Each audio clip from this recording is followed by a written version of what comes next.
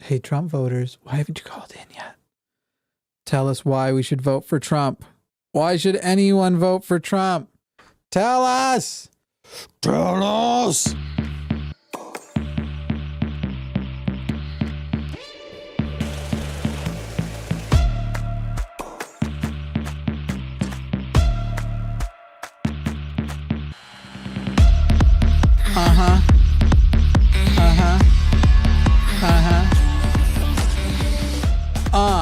I guess I must wanna, because this is cause I wanna.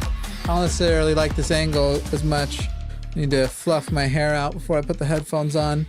So I'm just gonna fluff it. Just gonna put fluff people it good. Could I get a fluffer in here? Can I where's my fluffer? I believe that is a We're starting profession. Strong.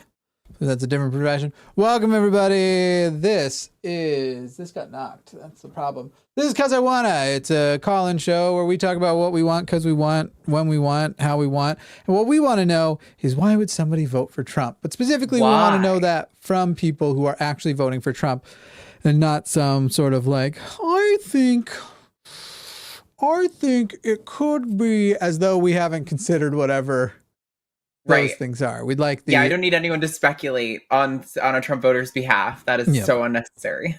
Or if you want to defend not voting at all as an American with the power to vote and abstaining from the vote. If you want to, I don't know, defend that God exists, any of those would be great. 720-619-2288, 720-619-2288. Right now, the lines are completely open and we are very interested to talk to those who can actually defend their positions. But so far, it seems like those people might be scaredy cats.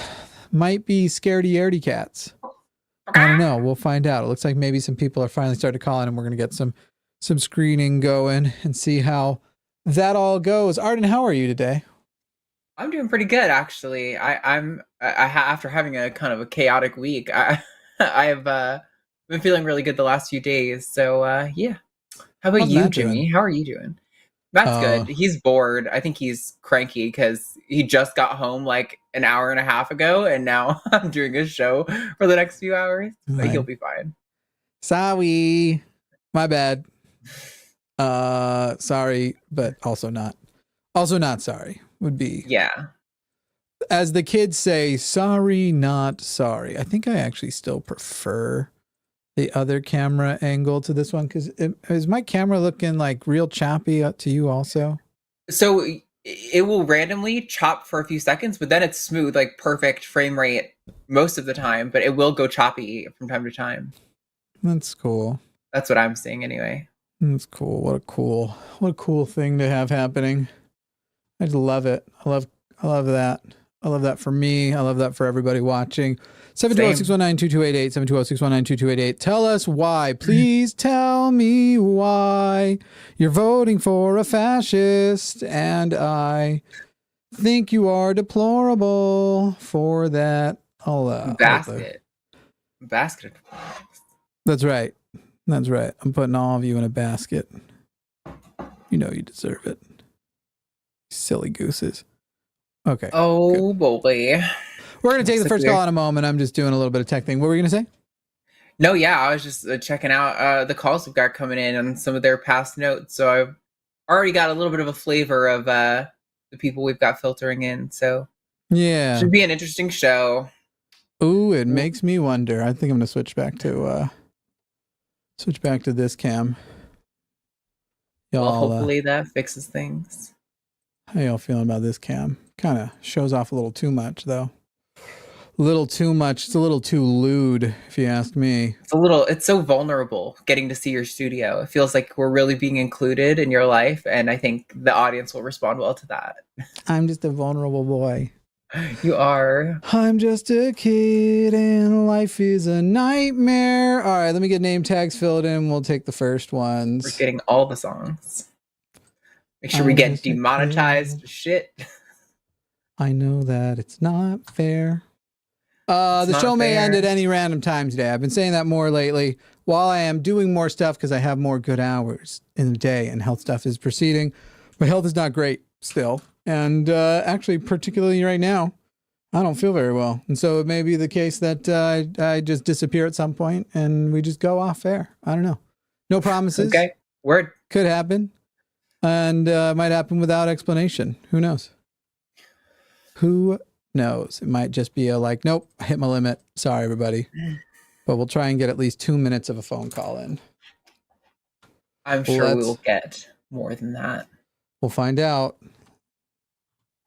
Let's talk to Bob in California. Bob, you are on the line with Arden and Jimmy. I don't know if you're an atheist or theist. Let me take that away. Hi, Bob. How are you? Bob? Hey there, Bob. You're on the web caller. Gotta wake up your phone. There we go. Hi, Bob. What's up, guys? Not a lot. You, it says here you're going to vote for Trump. Yeah. What do you think about that?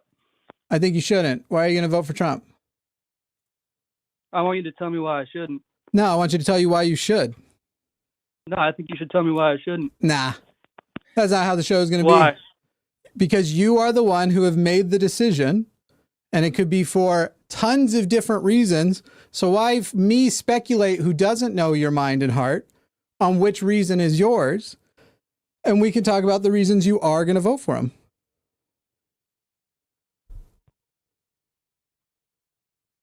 Give us your top one, your best reason, the thing that makes you love Trump the most.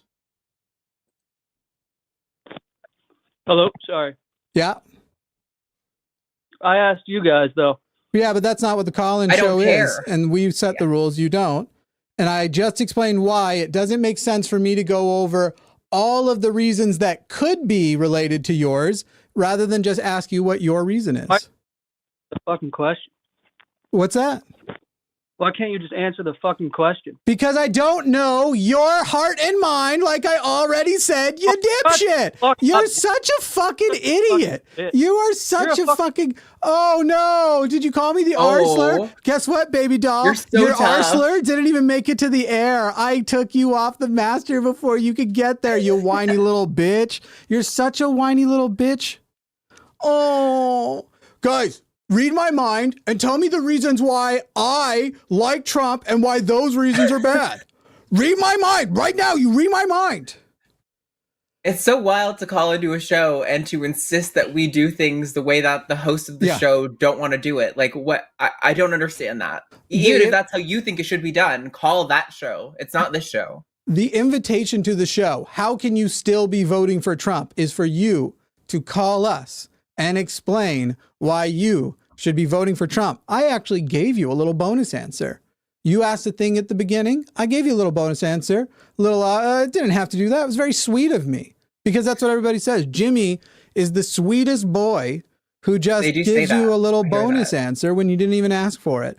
And your invitation here is to call in with your side of things to explain yours. And look, I don't care about being called the R-slur. I get called it all the time. I don't really give a shit. So if you're just going to sit here and not understand the basic fundamentals of you are the person here who is calling to defend your vote for Trump, therefore you need to show your reasoning because I cannot anticipate and go down because you know what it would be. Like, let's just say I went down his approach to immigration or his approach to the economy, tariffs, his approach to social issues. By the way, there isn't an avenue by which I think Trump is good. The only good thing I think he has done recently is incidentally stopped a bill for selfish reasons that was actually a very cruel to immigrants bill. But that's not why he did it. He did it because he wanted to run on immigration being bad.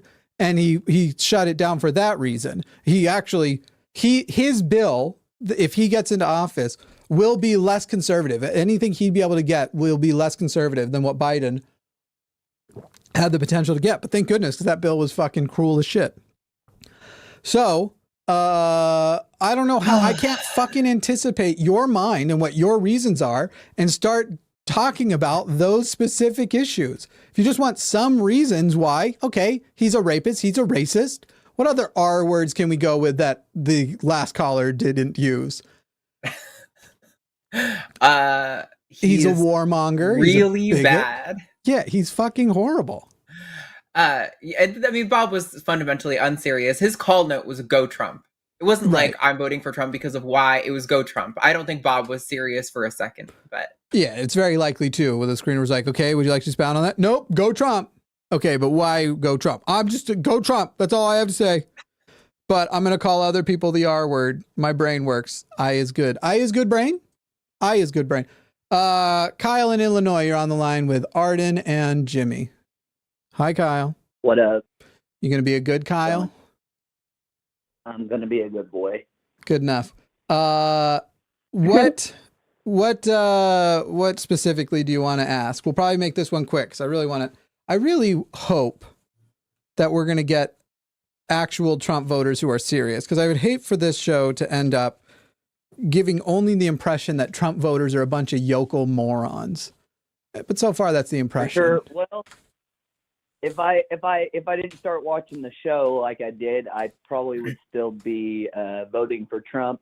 But everyone that I am surrounded by are extreme MAGAs, and they just want to keep putting in my head, well, remember how life was 4 years ago. Horrible. So what would be your argument? Life was horrible 4 years ago. I think that this is the dumbest argument they make. The pandemic happened and more people died than needed to. We had worse guidance and not a ubiquity of guidance. Donald Trump, well, you got to have your freedoms. We've created a vaccine, but if you don't want to get it, that's fine. That is fine for you. It was horrible. They had no vaccine distribution plan. The entire government had to shut down because they were lax in their initial containment efforts. 4 years ago was terrible. And then people want to point to prices that were honestly artificially low because of the pandemic and totally ignore the fact that inflation right now is, first of all, worldwide. And if you actually want to point to any specific policy that is making inflation worse, the only one you can point to are the Trump tariffs. Trump increased the costs of goods. He also exploded the deficit on top of all of that, taking money away. So as far as like programs to be able to help people, to support people, so there is more money to spend in the economy. So we removed money from the economy and removed our access to raise the cost of goods. Donald Trump is responsible for any inflation we can say is our own policies problem. And Joe Biden is responsible for the fact that inflation is lower here than in any other Western country. It's a stupid thing they say. I also think it's worth noting that when people talk about how the prices were low 4 years ago, it's often like, oh, well, I want my prices to be low again. These people don't realize that the prices aren't going to go back down. The prices are where they're at. They're not going to go back down all of a sudden. And Trump wants to have his import tariffs. I'll have you remind you that a lot of our food gets imported, especially during the winter and the holidays. So when everyone's budget is already extremely tight because they're spending money for gifts for their kids on Christmas and shit, all of the groceries are going to be significantly more expensive under Trump in the holidays than they are, the time where you're financially tightest under Trump, your finances are going to be the worst off. So voting for Trump isn't going to help prices. It is far more likely to make things significantly worse. Right on. All right. Well, I appreciate you guys. Cool. I would just throw things over their head because that's where all the points are going anyway. All right. Now, Jimmy, can I ask you a side question real quick? No one laughed, and that was hilarious. Yeah, go ahead. I'm sorry. It's God related. Go ahead. Okay. Well, I recently deconverted, and I seen somebody in the chat on one of my calls. They said, "Have I heard your advice on being vocal after soon after deconstructing?" It's one of my most controversial ones. It's the one people either love or hate. You're allowed to be vocal. You're allowed to have conversations, and you should. You should be in group therapy style things. Go to recoveringfromreligion.org, join some group meetings and stuff. But as far as arguing goes, I tend to tell people to shut the fuck up for 4 years, especially if they've been in it a long time. There are exceptions to that rule. Paulogia started his channel right after he deconstructed and is arguably the best anti-apologetics channel on the platform. So there are exceptions to the rule, but generally, if you're finding that you're wanting to have a bunch of arguments when you are just wanting to jump in and feel smarter and call people stupid and compare yourselves, which a lot of people don't even have the self-awareness to see that that's what they're doing, you need to shut the fuck up, wait 4 years, then work on it, then get good at it, then start a call-in show and get bad at it again and call everyone stupid. No, I'm just kidding about the last part. I only call special idiots like Bob. Bob, an idiot. Yeah, Bob's dumb. Bob was dumb. Bob was real dumb. Anything else there, Kyle? All right, guys. What? Anything else there? That's all. I appreciate you guys. Thanks, bud. Thanks, Kyle. All right, see ya. Bye, Kyle. Later. I was tempted to do the South Park voice. Oh, I was doing Herbert from Family Guy from years ago. There was a the casual pedophilia jokes that, as we look back on it, not as funny as maybe we thought they were, but there was a new kid in the block that he was interested in named Kyle, and he go, "Hi, Kyle." I didn't know if that was like a I thought you were going for like a Hanky the Christmas Poo or something like that. I don't remember if you talked to Kyle. Shut up, Leonard. It was hilarious. Don't be mad at me just because your jokes are whack. Gonna beef in chat because everybody's too fucking chicken to call in, or they want to, critique how we screen calls. I apparently, one of the terminated calls said that was their note. You got to be quicker than that. I don't agree with Jimmy on this. I don't keep track of what I'm talking about, so I already don't remember what you don't agree with me on. Marceline in Pennsylvania. Marceline, you're on the line. Hello. Hi. Is it Marceline? How are you today? Marceline, like the vampire queen. Oh, word. Yes. From Adventure Time. Yeah. So I really just wanted to talk about how voting isn't enough. It's basically like the thesis statement. Okay. Is this with like is this heading toward a question, or you've called to monologue? What? Am I supposed to ask a question? This is not a monologue show. I appreciate the points, and I agree with you that just voting is not enough, but we're doing a show about why are people voting for Trump, and generally it's going to needs to go to a question and stuff. We're not doing like an open mic show tonight or something like that. Oh, okay. Well, I don't need to monologue. I could have a conversation about like what you think is the best thing to do in terms of advocacy. Right now, the best thing absolutely is to vote and to advocate for other people to vote. So whether or not there are other periods of time where you should get involved with organizations, my favorite one being recovering from religion, or there are other times where you should be campaigning for local elections and stuff. I in an election period, am most interested in promoting that we need to be voting and election participating. We should be participating in the election in more ways than just voting. Vote 7 or 8 times, for example. No, that was a joke. It was a fucking joke.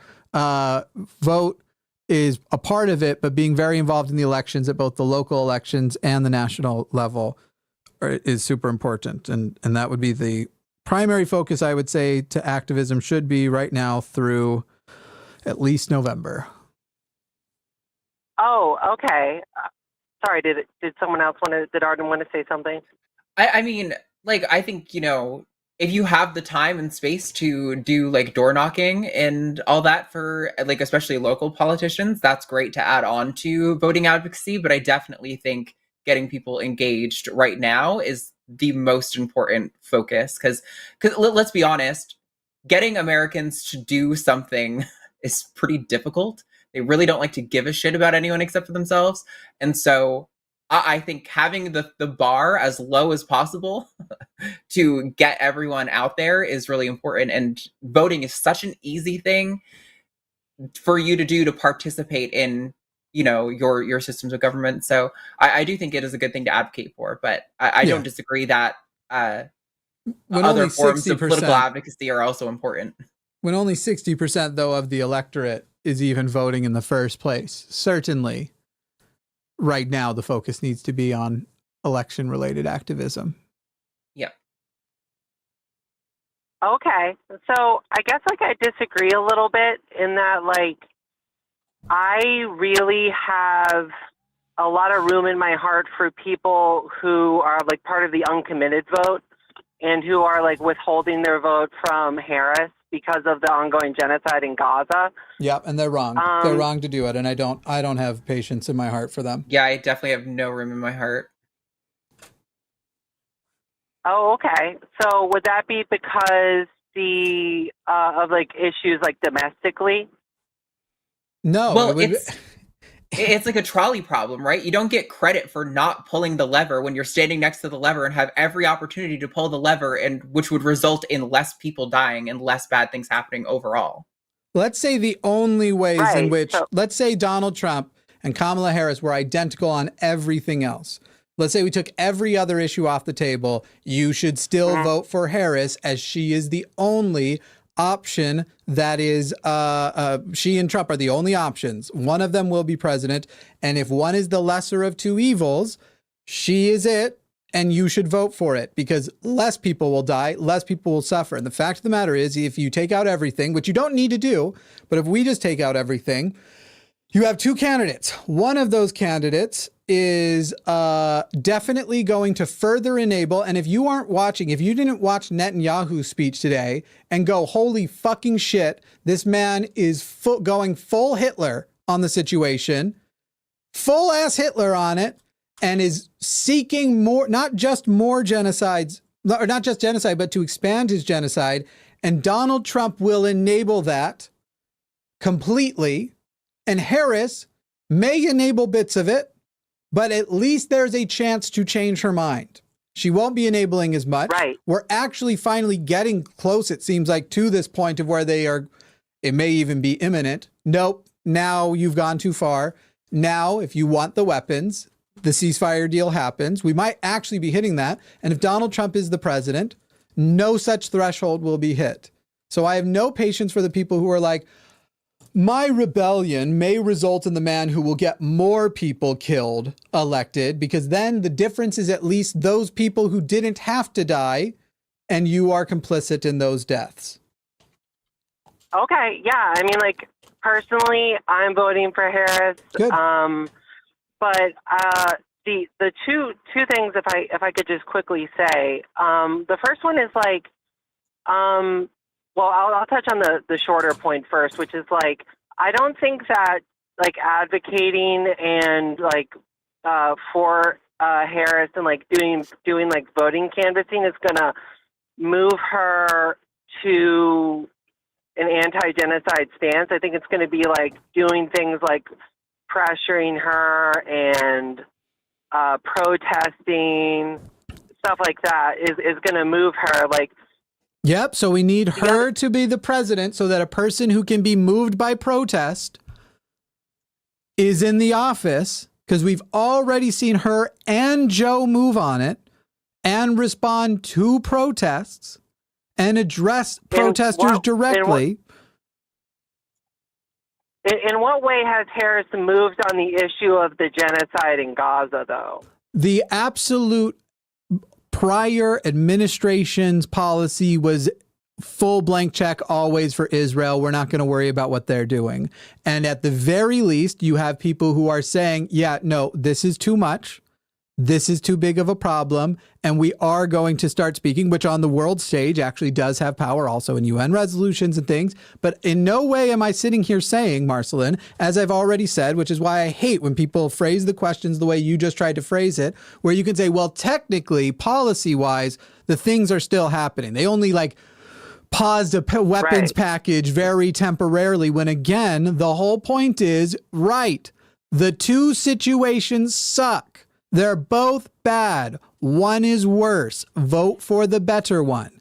Then, if we get off of that, it just so also happens that in America, there are genocides going on that we can prevent from the future, and ones that are softly going on right now. And if you want to ramp up the genocide against, for example, trans and queer people or non-Christian people, go ahead and put the Project 2025 guy into play. We are literally playing a game of there's going to be genocides. Which one should there be fewer, smaller, less cost, and shorter time frame genocides? That is the choice. And again, I have no patience for the person who goes, well, since they both have genocide by their name at all, fuck it. Let's just have let's have the worst one and let's starting some local genocides. No, I mean, I agree. We should do the lesser of two evils, like 100%. But I think that we have to push Harris to agree with us on this issue, and I feel like the issue Marceline, of like the blank check is Marceline, like, sorry. Which candidate has called for a ceasefire? Well, Harris withdrew her call for a ceasefire. No, she has not withdrawn. Or what are you talking about? She called for one very early on and then withdrew it and is now calling for it. We are talking about the right now. Window or like the Marceline, goalposts have shifted. I'm like, yeah. Right now there is an offer on the table. France and America put it together. The Biden-Harris administration together with France put this deal together. It has the return of hostages. It even has political power being shifted from Hamas in Gaza. They are literally right now trying to work on it. Hamas has accepted it as long as Israel accepted it. Israel is the one holding it up. Now, which of the candidates supports that ceasefire deal? Oh, I'm not privy to that, so I don't know. I assume it's Harris. Harris does. Right, but which one doesn't support a ceasefire of any kind and agrees with the today repeated statement by Netanyahu during his UN speech? The only total and complete victory is the option, as in no negotiations. We say when it's over because we think it's over. And if you, Lebanon, keep it up, we will Gaza you too. You literally have people from his administration using Gaza basically as an adjective or as a verb and trying to use what they did in Gaza as a deterrent. So which candidate is on Netanyahu's side as far as no ceasefire? Harris met with Netanyahu. Correct. That is not my question, Marceline. Go ahead and answer mine. He is still the president or prime minister of Israel. Who is on Netanyahu's side when it comes to no ceasefire, no deal, nothing between Harris and Trump? Which one? That would be Trump. Right. So they are not the same. Right. They aren't even close to the same. And one of those will kill many less people. Yes, you have, in a roundabout way, with your, how has she moved? How has she changed? And we're already establishing that compared to Trump, she is a much better option. And people need to... Okay, so can I, make an analogy, maybe, to make my point, clear? Sure. Prepare for a non-analogy, because I don't rely on that as a crutch to make your point wrong. But go ahead.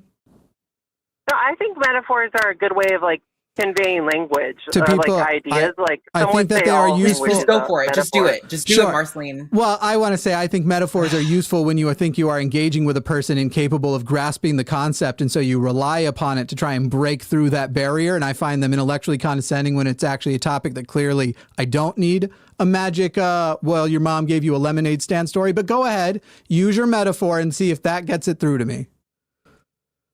Okay, well, I'm not trying to be condescending. Maybe I wasn't being clear. I was just going to go ahead. Sorry. Just do it, Marceline. Okay. Okay. I was just going to say that, say there's, a really bad fight going on, and one person is, goading them on. That would be, Trump. And there's another person that's, handing around a petition that says, hey, we should stop this fight.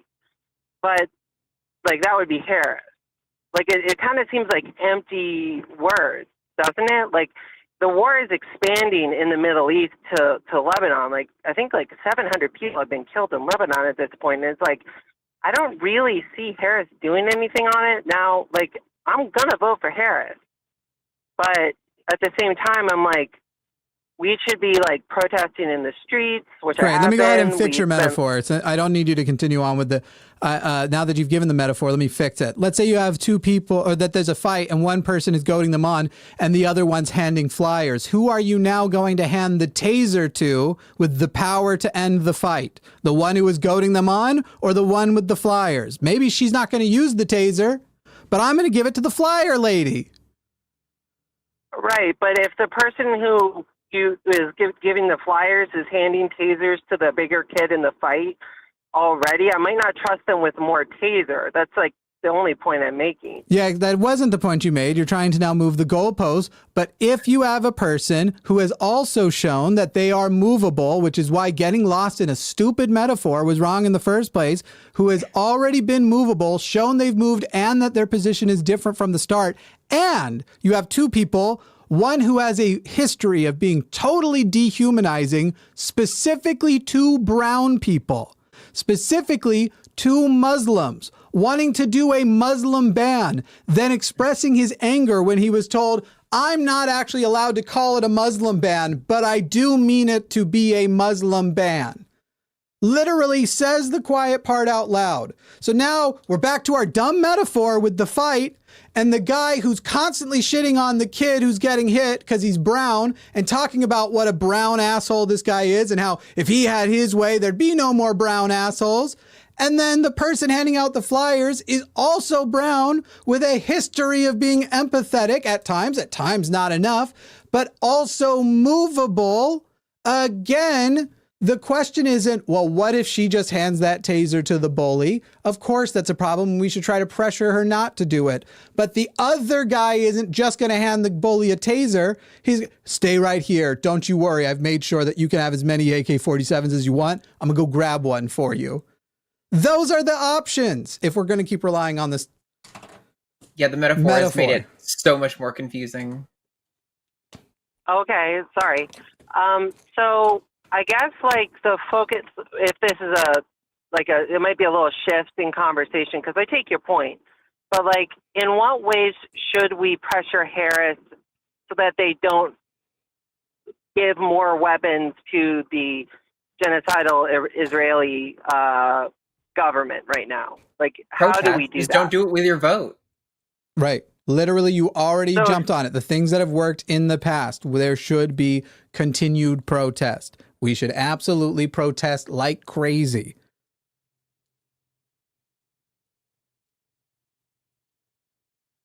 Did you hang up, Marceline? There you go. Speak loud. Loud speech. Get on shows like this or whatever version of a platform you have locally or whatever. The more they notice that they're on, that they're being watched, the more they move. And Harris will want very much to be reelected in 2028. And therefore, it's not just movable, she's kind of blackmailable. Like, Trump is likely not going to be the nominee in 2028. Cross your fingers. Fucking Christ, I hope not. And the ability between here, 2 years from now, when you will also have an opportunity to vote in midterm elections, and you could begin activism immediately after the presidential election to try and get more attention to more progressive candidates. You could community organize and still sticking with this theme of elections. By the way, this kind of happened in 2022. It's part of why Biden got pulled left. Remember, Biden ran in 2020 rather conservatively, rather moderately. And then he got into office, and a lot of people were, until the Gaza war frankly happened, were pretty impressed at how far left he got pulled. And that's also a normal routine and pattern where you can see that they try to be a little more moderate appealing, then they get in and they run more, they actually run the country on their values. It sucks because that feels like lying, because it is a type of lying, but that's the political reality we live in. So not only can we expect that she will be movable, we can also expect that she is in short order also going to be moved once she has the presidency locked up. I think it's important to note, Marceline, that voting for a candidate isn't. I was just going to say, it's important to note that voting for a candidate is not, you don't have to be a Trump voter. You don't have to be somebody who like brands her name on your ass cheek after you cast the vote. Like you can cast the vote reluctantly, acknowledging that she's the best, and then fight furiously against her think about, there have been a big coalition of Republicans advocating for voting for Kamala and saying, you don't have to be a Democrat to vote for Kamala, but you can be a patriot and vote for her. Because they're not going to approve or agree with any of the policies, but they acknowledge the difference between the two candidates. Like a vote for a candidate is not an endorsement of every single thing they say and do. it's like strategic game and a move in a game of chess. Yeah, literally. If I mean, I agree. I mean, that's maybe I wasn't clear, and like maybe I'm garbled and nervous and stuff, but I've been trying to make it clear that I am voting for Harris. we know. I know but you are, but you were saying you have sympathy for people who are abstaining from vote, and I don't. Yeah, There's none. so much on the line. We should be so upset and forcefully pushing every person who is being reluctant to vote. It's There's virtually no impossible left. in this country because of the existing systems to become president and not immediately be a war criminal. There's almost nobody that could pull it off. If Bernie had become president on day one, he would have been a war criminal just for ongoing things that are happening. It's virtually impossible. If you are going to sit there and go, I am going to demand the perfect and not allow the progression of the good unless it is with the perfect, we will never get the good. And we certainly won't get to the perfect. Marceline, last thoughts. You've got 30 seconds to wrap up. Okay. Well, I just want to defend my position that like having sympathy for people is good. Like, Okay, goodbye, I because think that's that, a dumb like- straw man. No, I'm not letting you. My position is having sympathy for people is good. Wow, you're such a hero. No one here has the position. If you're going to end it with like some fucking dumb, I don't know if it's more a straw man or a red herring, where you're going to try and just like absolutely dishonestly summarize as though we were taking the don't have sympathy for people as opposed to a position. Positions aren't people. I'm not going to give you your full 30 seconds. If you go, 30 seconds, I get the last thought? Well, what am I going to use it to do? Be manipulative and dishonest. Fuck off. Oh my God, that kind of shit drives me up the wall. All right, well, my position just is you shouldn't beat children, and I'm sorry you disagreed. Fucking It's true. I hate children. time for that. There's a few good callers on the line. A few. I mean, at least caller 7-5 looks decent. I'm going to go probably to 11-1. Okay. I'm just getting name tags done. Yep. Mike in Pennsylvania, you're on the line with Jimmy and Arden. Jimmy Snow has a podcast, I hope you know, and if you don't know, now you know. What's up, Mike? How you doing? Good evening. So to answer the question, why am I voting for Trump? Mhm. Well, I would like to just say first off, while the left has some good ideas and great stances on social issues, I feel like they've been hijacked by a couple of nefarious groups. And not to say that the right hasn't, but the difference is that the right wants to purge a lot of these bad actors, as far as like the warmongers and whatnot. And I guess we could start there. Great. Let's start there. Are you an atheist or a theist, out of curiosity? Do you mind if I ask? No problem. Theist. Yep. Okay. Are you Christian? Yes. Is America a Christian nation? At the moment, no. Was it designed to be a Christian nation, in your opinion? Yes. Should it be a Christian nation? No. Do you value separation of church and state? Yes. Yep. Great. And that's because I learned a lesson a long time ago. I don't want to interrupt your line of thinking. So Yeah, go briefly, ahead. because I have questions to follow up on the things I've asked you already. Mm-hmm. Go ahead. No, I have to go ahead and say what were you about to say? Okay, so I'll give you an example of what I mean by they've been hijacked. Like, for Oh, wait. instance, on Okay, the I see right- what you're saying. No. Let's stick with the questions. I thought you were saying you had a view you wanted to share on that. What makes you think that the United States was established as a Christian nation? Well, George Washington. George Washington, what? Mentioned, Christians. Mentioned Christians? He mentioned that there were Christians or called us a Christian nation. Well, this was founded on Christian ideals. No. You know?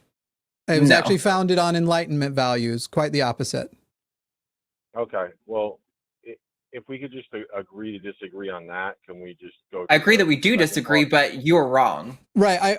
I want to inform you of things that you might not know. This isn't meant to be an own and look at how bad you were. Okay. In fact, anything that he would have said would have actually been to the contrary. And then we had treaties and other things, as well as presidents like Abraham Lincoln later, who actually directly said and established that we do not have a Christian nation.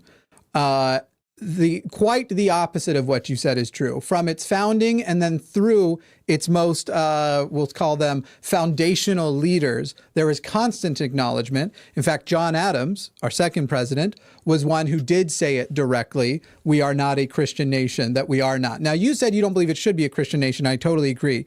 You also said that you value the separation of church and state. Let me ask you this. How would you feel? Would you think it would be right or wrong if Kamala Harris were to allow a overtly Muslim organization to choose what Supreme Court justices she was going to put in? That they would give her a list. They were very Muslim, fundamentalist Muslim, believed in Sharia law, promoted very Muslim laws. How would you feel if her Supreme Court justices were chosen by a very powerful lobby and group that was a Muslim group? Would that be wrong or right? Now I'm going to answer this question with the preface of saying that a while ago I would have answered one way, but now because I believe our system's compromised, that I would rely on the powers of government to make the choices for me. However, like I said, I can't do that because there's bad actors. Okay, but can you just answer the question? Would you think it is a bad thing or a good thing if Kamala Harris allowed a deeply Muslim organization to pick her Supreme Court justice nominees so that they would be able to get on the Supreme Court and pass and judge laws and cases on the basis of their faith? Would that be a good thing or a bad thing? It's a bad thing. 100%. Right. Because a fundamentally religious organization should not have that kind of power in government, correct? Yes. Who chose the three Donald Trump nominees? Brett Kavanaugh, Neil Gorsuch, and Amy Coney Barrett. I didn't see that. Who chose them? Do you know? No. It's the Heritage Foundation, Mike. Correct, Arden. It is the Heritage Foundation. Do you know what the Heritage Foundation is? Heritage? No, I haven't heard of it. Do you know what Project 2025 is? Yes. Yep. Do you agree that that's a horrible thing with a lot of religious bigotry in it and trying to basically turn the U.S. into a theocracy? Yes. 100%. Great. The Heritage Foundation is who is responsible for Project 2025 and are who created the list that Donald Trump chose his Supreme Court justices from. The Heritage Foundation, a super right wing filled with young earth creationist, fucking crazy people, are who committed the court to a radically conservative bench for what is likely going to be the next several decades unless Supreme Court reform happened. So what you just described, that you would be sure it was wrong, and I assume by wrong you even mean anti-democratic, to let a religious institution take such hold and power in government has happened under Donald Trump. So I just want to say, for our initial questions about whether or not you are an atheist or theist, you said you were a theist who doesn't believe we should be in a Christian nation and who doesn't believe and who does believe in separation of church and state. Just so you know, the guy you are voting for not only disagrees, but has taken steps to ensure that that is not the U.S. you get to live in, that you will live in a nationalist Christian state and under laws as dictated by their religion. Now, if you would like to now go on, I'm going to turn you up. People are saying you're a little low. If you would now like to go on and describe the things you believe the left has hijacked, unless you have a response to what I just said, and that is still more powerful than why you would vote for Trump or not against. Go ahead. Yes, you're very intelligent, because I was about to say that, how bad it must be for me in my head to think, well, I'm still voting for him, because that's how bad it is the way I see it. Okay, let's hear it. Let's hear how bad it is. I'm pro-choice. Okay. Great. Now, here's the problem. How and you know, how could you advocate for bodily autonomy and while also advocating for you know, a jab? You get what I'm saying? Advocating for a what? A jab, a vaccine. Where vaccine mandates are mostly a myth, but vaccines are a public good and they are necessary to go into everybody for it to have that public good. So public spaces are allowed to restrict people. The government is allowed to preserve. By the way, Mike, I'll tell you why I can. I have a fucked up immune system. When I got COVID, it really fucked me up. But also in the last year, I've gone to the hospital for catching a normal flu for everybody else, but it fucked me up. Fucked me up real good because I actually have a compromised immune system. So somebody decided I'm not vaccinated and I'm probably having symptoms and not feeling well, or I'm not vaccinated and not having symptoms, but I'm still going to get within 6 feet of a person who I don't know. They did that to me, passed a respiratory virus to me, and fucking if medical care didn't exist, I imagine I would have died or it would have had even more severe effects. Luckily, medical intervention was able to take care of it. So I can advocate it for it because I don't want to die. And saying that you either in a public space need to meet the requirements to not kill your fellow vulnerable citizens or do something alternatively to prevent that, I am entirely comfortable with. I also think I want to add on to that, Mike, real quick, that when we're talking about like bodily autonomy and freedom, we do not have in this country or like really any country like true absolute freedom. What we're advocating for is maximal freedom, right? The amount for as many people as possible to live their life as freely as possible. And vaccines allow the community to engage as freely as possible. So while encouraging you to get a vaccine might feel like a violation of your freedom to some extent, it is for the benefit of the entire populace to have as much freedom as possible. Now, Mike, my question to you is which candidate is currently advocating for a vaccine mandate where you must be vaccinated, period? Not to access public spaces, that you must be. In fact, actually, I don't think the other one's being advocated for. Which candidate right now is saying we're going to require that? None of them. Right. So can't vote on that. Can't say no Harris on that. Again. Why? It's not Harris that I believe is the problem. And I'll give you another example. Go ahead. The pro LGBTQ protests and stuff like that. Again, great ideas, great social norms and stuff like that. But you let people in that are chanting "Death to America," and you can't say nothing to them. Like Mike, I'd be upset if I was them. Mike, like, this is a tell me you've never been to any LGBTQ event without telling me. There's no LGBTQ events where there's any significant portion of the crowd just shouting "Death to America." Do a lot of queer people have hostile feelings towards America because they've been oppressed for decades and are still oppressed? Yeah, absolutely. Even in spite of that, as a queer person who has been at many, many pro-LGBTQ events, I've never heard any meaningful contingent of any of those groups shouting "Death to America." Hey, that's just a fiction you made up. Mike, somebody made it up and he's repeating it. Mike, let me ask you this. Do you believe in freedom of speech?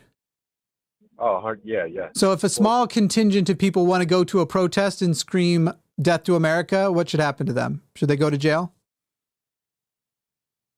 No, but I do believe burning a flag is that should be an offense. Why? Maybe not. Wait, Mike, you just said that you support freedom of speech, and freedom of speech, by the way, there are conservatives like Glenn Beck who will, I'm pretty sure Glenn was one because I remember he had Penn and Teller on to explain it at one point. I don't know if he's changed his mind. Burning a flag is speech, Mike. If you want to say burning a flag at a gas station should be illegal, I'm on board with you. But Mike, should I be allowed to express my detestment by burning a piece of fabric that only has the value that individuals imbue upon it and has no other intrinsic value? Is it freedom of speech to be prohibited from doing so? I don't think so. I think How is it not? It's absolutely. You don't have to like it, Mike. You can find it disgusting and reprehensible, but should people be legally banned from doing it? Not legally banned. I'm saying there's okay. So it is free of speech. Why should there be? Why should there be a fine if they are burning? Look, if there's a no burning anything order, fine, they're going to get fined. If I in my house want to burn the flag in a way that is not remotely dangerous and can't get me fined otherwise for anything else, why should I not be allowed to burn something that I own, is my property, and is literally not a real thing? It's a fake symbol. And by the way, I'm a queer man who employs trans people and also have a huge network of queer and trans and people of color friends, not just tokens. I actually like these people. And so I have a lot of gripes with America. And if one way to draw attention to that gripe where people aren't taking it seriously is a little bit of agitation by burning a symbol that, again, has no intrinsic meaning, I'm going to sit here and say, why, Mike, do you believe you should restrict that speech? No, I think it does have meaning, especially to people that are. No, there you go. Especially to people. Only to people. It has subjective meaning. So if the meaning, why is the meaning you see in the flag more important than the meaning I see? If I see that flag and in my true heart of hearts see a symbol of oppression, of racism, of homophobia, of sexism, if that is truly how I feel, and it is, when I see the American flag, why is your feelings about it more important and therefore needs to be legislated on than my feelings? Why is your freedom of speech more important than mine? Or is freedom of speech only powerful if everyone gets it? Well, because it's not, you're trying to get a message to people that legislate. And many of these people that are offended by this purview, you're not going to affect the people that legislate laws by doing that. All you're doing is sowing division, really. Great, Mike. What is Donald Trump doing? Okay, Mike, I'm going to say something here. Pro-life people are immoral assholes. I've just sowed division. Do I deserve a fine? No. Okay. So once again, all you've acknowledged is, you even said it's not going to influence policy. So you're even sitting there and going, it's not even going to work as a gesture, but you should be fined for burning something you own. Meanwhile, we seem to have no problem with all of these rednecks with their fucking American flag thongs that are constantly rubbed up against their poop chute and their weird fetish for the shit. And by the way, burning flags is how you literally dispose of flags. Are all these people? Go on. I also want to point out that we're talking about candidates and how electable they are. Kamala Harris is not in any way, shape, or form advocating for burning flags. So I don't know why that's even relevant to how electable she is. No. By the way, I'm sorry, go ahead. Tell me about the Texas versus Johnson case. Do you know that one? No. Was the Supreme Court in 1989 liberal or conservative? In 1989? I don't remember. It had conservatives in it. I don't remember if it was majority. Texas versus Johnson was literally voted on, I think unanimously. I don't remember, but the conservatives did vote in the affirmative on the Supreme Court. The conservative possessed Supreme Court, the conservatives voting might have been conservative majority, and I think it was, but I can't remember to be sure. In 1989, they ruled that burning the flag is it's called symbolic speech, which is a form of free speech protected by the First Amendment. So far, the things that you have been for have all been liberal things, and the things you have been against are things that conservatives are talking about, even though they are prior conservative values. Conservatives upheld the right to burn the flag. Mm-hmm. Do veterans get to burn the flag? No. So veterans shouldn't be allowed to burn the flag either. The people who actually put their line on this, on the life, their life on the line for this country, if they have a qualm with the flag and what it represents, they shouldn't be allowed to express themselves. Not in a public space. I don't believe so. Mike, that's crazy. You do not value freedom of speech is basically what you've got to. Again, the Supreme Court has affirmed multiple times, most recently in 1999, Texas v. Johnson, that freedom of speech includes flag burning. In fact, I would argue, Mike, one of the reasons we're better than many other countries on freedom of speech is that we're allowed to burn flags. It is a celebration of how much further our freedom of speech goes that we get to burn flags. Okay. Anyway, do you have an actual policy or thing that you're worried about that if the Democrats get in, because I still don't, you've had a fake issue of pride events with Death to America, which is fundamentally people, freedom of speech, even if it happened, and it's going to be a minority of people. You're literally talking to queer people who are so queer queer coded, so deep into queer culture.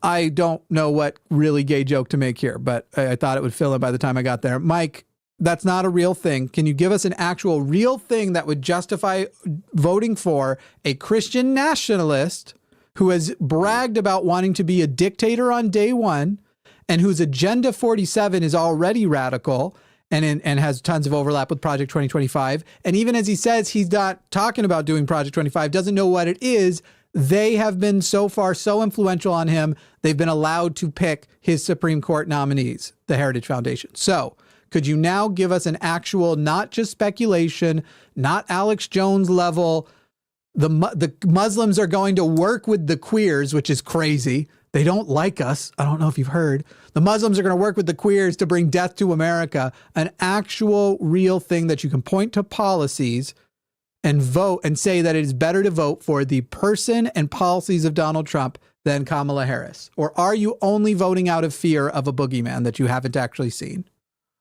No. Well, there's two in particular. The foreign policy, which I know you guys talked about earlier. Mm-hmm. Foreign policy? Why did over 700 national security and military officials just endorse Kamala specifically with regard to their preference for her over Trump in national security? Well, that's partly because, we don't want to be involved in all these wars, like none of them. Great. So, Mike, are you trying to suggest that because Donald Trump had less started wars in he was better? No, I'm trying to say that I know he can be a little crazy at times when it comes to dealing with foreign leaders. But what is their plan with in regards to the Russian stuff? Wait, so let me get this straight. You acknowledge that Trump is crazy with regard to our foreign nationals. And we just pointed out to you that national security advisors in the U.S. endorsed Harris over Trump, but you still want Trump for his national policy. That doesn't make any fucking sense. No, it does if you understand. No, it doesn't. It really doesn't, though. Great. I got this for you, buddy. You asked what the plan is. Well, today they announced an $8 billion package. It was also revealed that for the first time ever, 50% of Russia of the citizens are for withdrawing from Ukraine. And that is partially in response to the plan. This week, Volodymyr Zelensky also presented his plan, his not withdrawal plan, his victory plan to the Biden administration. We'll learn more about that as it goes. But there is actually no way to say that it has not been successful and that it's not important that Ukraine win. However, Donald Trump will not commit to just saying, if I get in, Ukraine will not lose their territories. In fact, he is suggesting the opposite. They got to make a deal. They got to make a deal. Imagine I come into your house, Mike, and now I'm going to condescend with the metaphors. I apologize if you don't need it. I come into your house, take parts of it, and then go, okay, let's make a deal, but the deal will include I still keep a couple of the bedrooms. No, get the fuck out of my house. That's the plan that we need to be going with, get the fuck out of my house. And the fact is that they are losing the support of the Russian people, partially because so many more people die from Russia's side than Ukraine. I'm going to look up what the death toll is right now. How many people died in, how many Russian soldiers dead from Ukraine?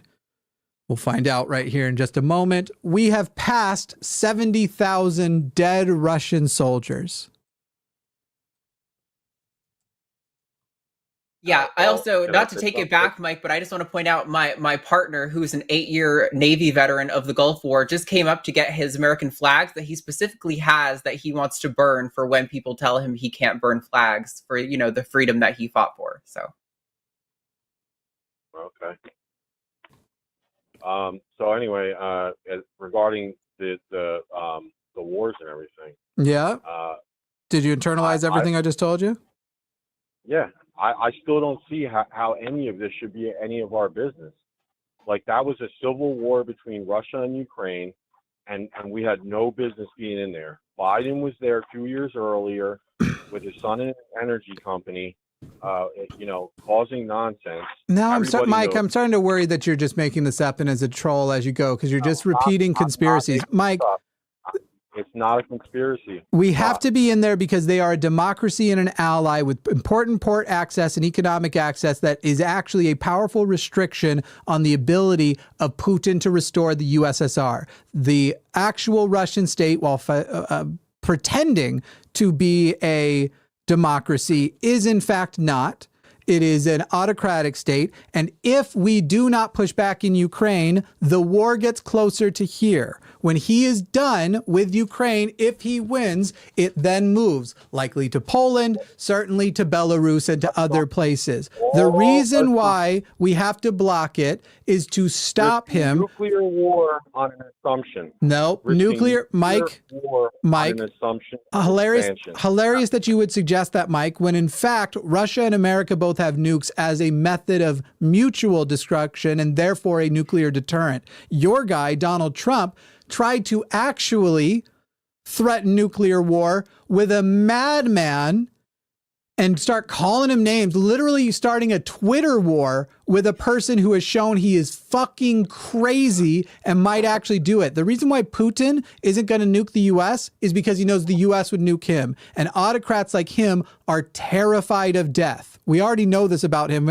for a lot of different reasons, like his weird fucking conferences he was doing for so long where no one was allowed within 100 feet of him because he was so afraid of getting COVID, and all of the cover up for whatever this health issue he had last year or the year before, where it appears he was probably going through treatment for cancer. This is a man terrified of his own mortality, but again, mutual assured destruction is the deterrent between Russia and America. Not to mention we have so many nuclear powers in the region that we wouldn't even have to shoot the nukes from the US, though we could. That isn't actually a risk of nuclear war between us and them. The risk, the closest to nuclear war we ever got, was when Donald Trump went for a madman who considers himself a god king and started name calling a fucking autocratic despot and started saying, go ahead, push your button. My button is much bigger, by putting a child up on the stage who wasn't actually capable to then go get letters written on giant construction paper, seemingly in crayon, and show that we've had tremendous diplomatic success. Your positions so far are a joke. And even the Republican counsel, who was put in charge of finding the proof that there was a connection between Joe Biden and Ukraine in the way you're talking about, that his son went over there and then he got the prosecutor fired and all that sort of stuff, and is unable to come up with a single thing. This was the new Hillary emails. The only thing they've literally gotten him on is some gun charges and some tax charges and showing pictures of his dick in Congress. Meanwhile, they've got this super strong case about the corruption, but they have to show his penis in Congress. That's how strong their case is. I'm sorry, I'm not at all compelled by the argument you presented here. We are coming up on 30 minutes. If you want to have one more shot at actually coming up with a compelling case that doesn't make it seem even worse that you would still vote, we'll probably hear it out. Otherwise, we're going to move on. Okay. All right. No, fair enough. I'm going to go because I want to give another caller time. Good luck, you. Mike. Right. Please do better. Thanks, Ben. Bye. I also have to acknowledge the audience. I said Civil War when referring to Matt and not the Gulf War. I didn't even know I said it until I saw the Civil War pop up in chat about 300 times. No, Matt I'm fought so in the sorry. Civil War. I know he's old, but he's not that old. Yeah. By the Love you, way, babe. sometime we have to get Matt's whole story. Did you all know that Matt voted for Joe Biden for Congress when he ran at 28 years old? Did you guys know that? I didn't even know that. Yeah, How did Matt- I not know that? 'cause Matt How did wasn't- you know that? This is a joke. Matt wasn't alive yet. Oh, okay. He voted for Joe. He was old enough to vote for Joe Biden. Man, you're out here calling him old and it went right over my head. I'm so terrible sometimes. I like making old jokes at Matt. I discovered early in our friendship that it was one of the few things that was pretty consistently a good way to make him laugh. That's kind of my goal with everybody when I'm initially building up a friendship with them. Let's see. Okay, good. All right, here we go. Jeffrey, you are on the line with Arden and Jimmy. Jimmy Snow has a podcast. How are you, Jeffrey? Yes, hello, fine. The last guy sort of sounded like Thomas Hayden Church. Cool. You know who I'm talking about? The name's Nope. familiar, but I can't place the face. Thomas Hayden Church. The guy who was in Sideways and Yeah, I know was you in mean. Wings. Yeah. Well, I'm older Deadwood, than maybe. you. He played Sandman on Spider-Man. Yeah. Oh, okay. All right, go ahead, Jeffrey. You're indifferent, which is wild to me. I don't know how a person could be indifferent at this point. I'm Indifferent, I mind-blowing. usually take as a code for I'm a Trump voter who still wants to get laid on Tinder. So, is that true, no, not Jeffrey? necessarily. What'd you say? Yes, I'm sorry. No, not necessarily. All right, but are you actually a Trump voter who tries to get laid on Tinder? I have not voted for Trump. No. All right, good enough. So your point, though, is who we vote for is a matter of opinion in the same line as that of religion. Why don't you expand upon that idea? Well, yeah, the question about how can you still be voting for Trump? Mm-hmm. You could just as well say, how can you still be a Christian? Mm-hmm. And we do every Sunday and Wednesday. Yeah. Yeah. Right. It's gotten to the point where you can't argue with someone who has their opinion. It doesn't matter how crazy it is. Well, that's Did he not just true. become We do British? Or did I not notice until No, right that's now? happened like 8 times in the course of this call already. But also, that's just Okay. not true. We argue people out of their beliefs all the time. But also, the goal isn't to convert the individual caller we're talking to most of the time, Jeffrey. The goal is that somebody in the audience right now is a Trump voter who agrees with some of the things that Mike just said. But because they weren't in the hot seat, they didn't feel the need to entrench themselves further in the position the way that Mike did when confronted with the reasons why the things he believed were obviously foolish and stupid. That's who gets convinced by these shows, the people in the audience watching. But Jeff, I'll throw you a bone here. I don't know, how long have you been watching, and have you seen me on very often? I have. Cool. In the last several months, yeah. Would you say that you've noticed that my argument style has changed in the last couple months? It's okay if you haven't. I don't care. All right. I haven't So let me watched enough to know. Let me explain to you. We have a diverse cast of characters on our channel because different methods work differently and are better. And I decided at some point, and I ended up taking a break, but ended up debating in some spaces that no one will ever see. It wasn't even on video. Well, actually, it could have been. I don't know if people were recording. But I ended up practicing in other spaces and ended up refining. And when I came back, I realized that I don't need to just be, look, I love the guy, and I think that his way is extremely effective. It shows for the last 20 years that it's effective. But we already have a Matt Dillahunty, and I don't need to have such a similar argument style to him. And I ended up pulling my own. And I think that he is very effective, and it helps certain people in the audience and certain types of callers. And I think my newer thing of I'm going to actually ask more questions that reveal, as we did with the last caller, that the foundations that people will confidently say they believe something. And then if you ask some telling questions, you'll actually show that they don't know the foundation of their belief. So the guy last caller who's talking about the Supreme Court, or not, rather freedom of speech, and that he values it, apparently unaware that the Supreme Court conservatively so, has affirmed the burning of the flag, who believed that we were established as a Christian nation, and confidently so had to have revealed to him that he doesn't actually know what that foundation is based on. And that's how I have adjusted mine. I love Matt's method. I love Arden's method. I love Eve's method. I love Alyssa's method. And y'all, if you're not watching Chewed Gum, y'all have no idea the power combo you are missing in Eve and Alyssa. Those two. So true. It's so, I fucking goodness sakes, they are good. I love Forrest's thing. Forrest kind of drives me crazy. That's a joke. We were just on the phone earlier today talking about how so many comments of people cannot recognize when he and I are doing a bit. And don't some people pick it up and are like, you guys realize they're like best buds, right? And it's like, thank Christ any of you. Anyway, moving on. I like there's like 20 more people on this channel. So I'm sorry for all the people I'm not going to list off, but everybody on this channel has a slightly different style from others. There's overlap. I'm still going to argue like Matt sometimes, and I'm going to argue like Forrest sometimes, and I'm going to argue like Arden sometimes. I'm definitely going to argue like Eve sometime. And you know what? I have seen my argument style and things that I bring up and ways that I point out affect every single one of those people as well.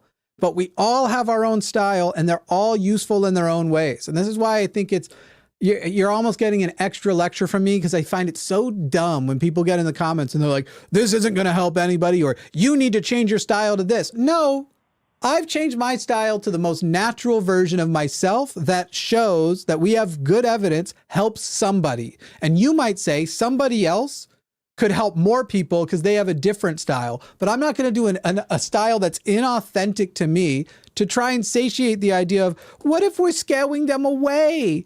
Why don't you just behave more like this other streamer who's a conservative piece of shit, who, just as I, by the way, predicted the other day, Wednesday, like within hours, had a video up because some simp came in and mentioned his name.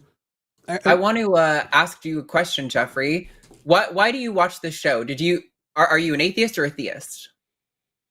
I'm an atheist. Okay. Did you ever believe at any point in your life? When I was a child.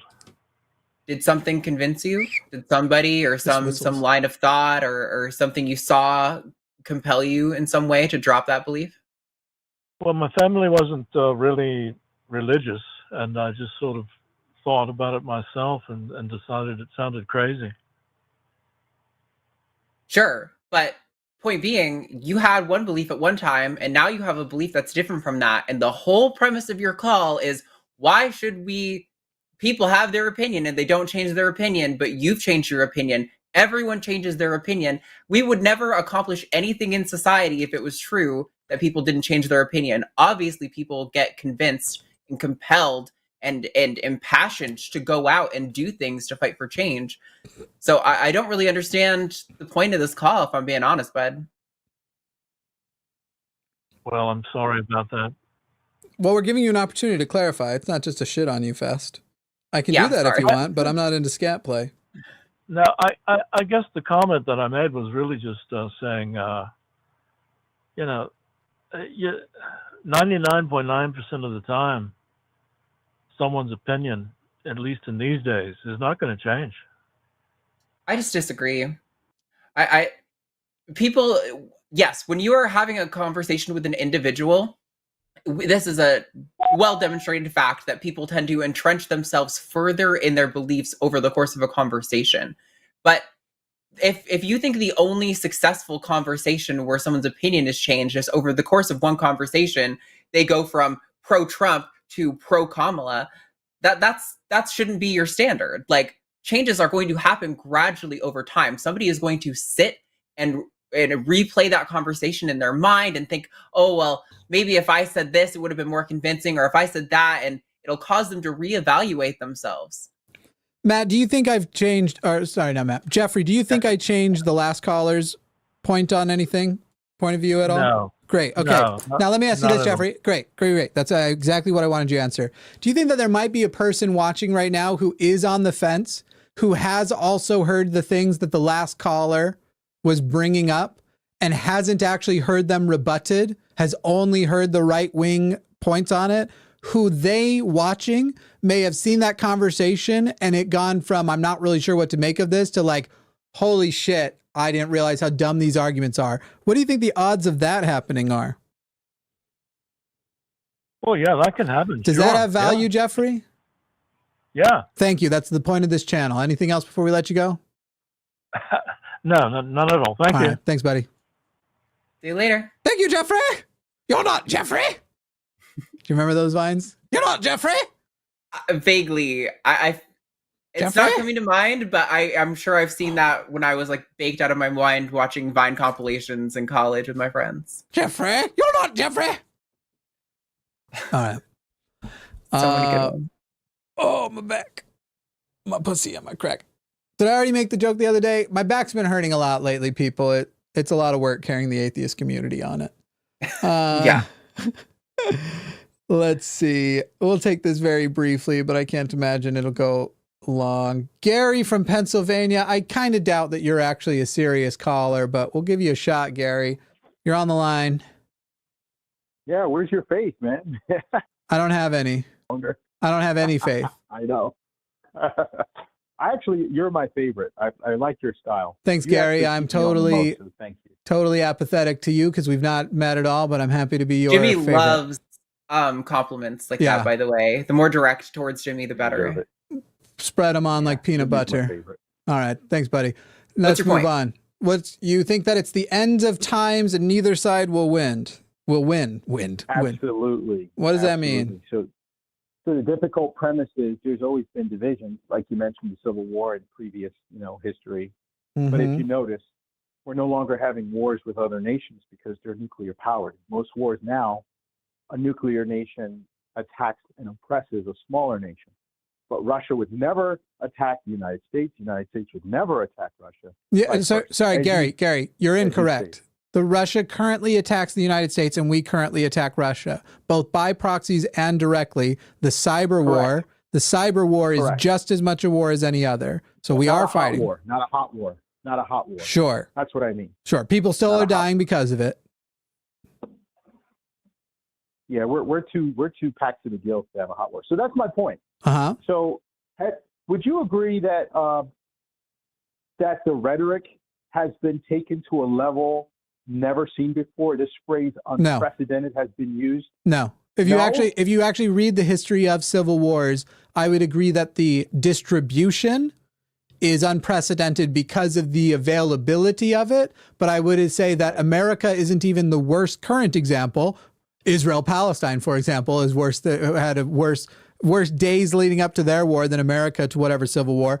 And actually civil wars in the past, you can actually look at past civil wars and kind of see how far or not we are actually from one based on how much we resemble what are pretty reliable models from the past.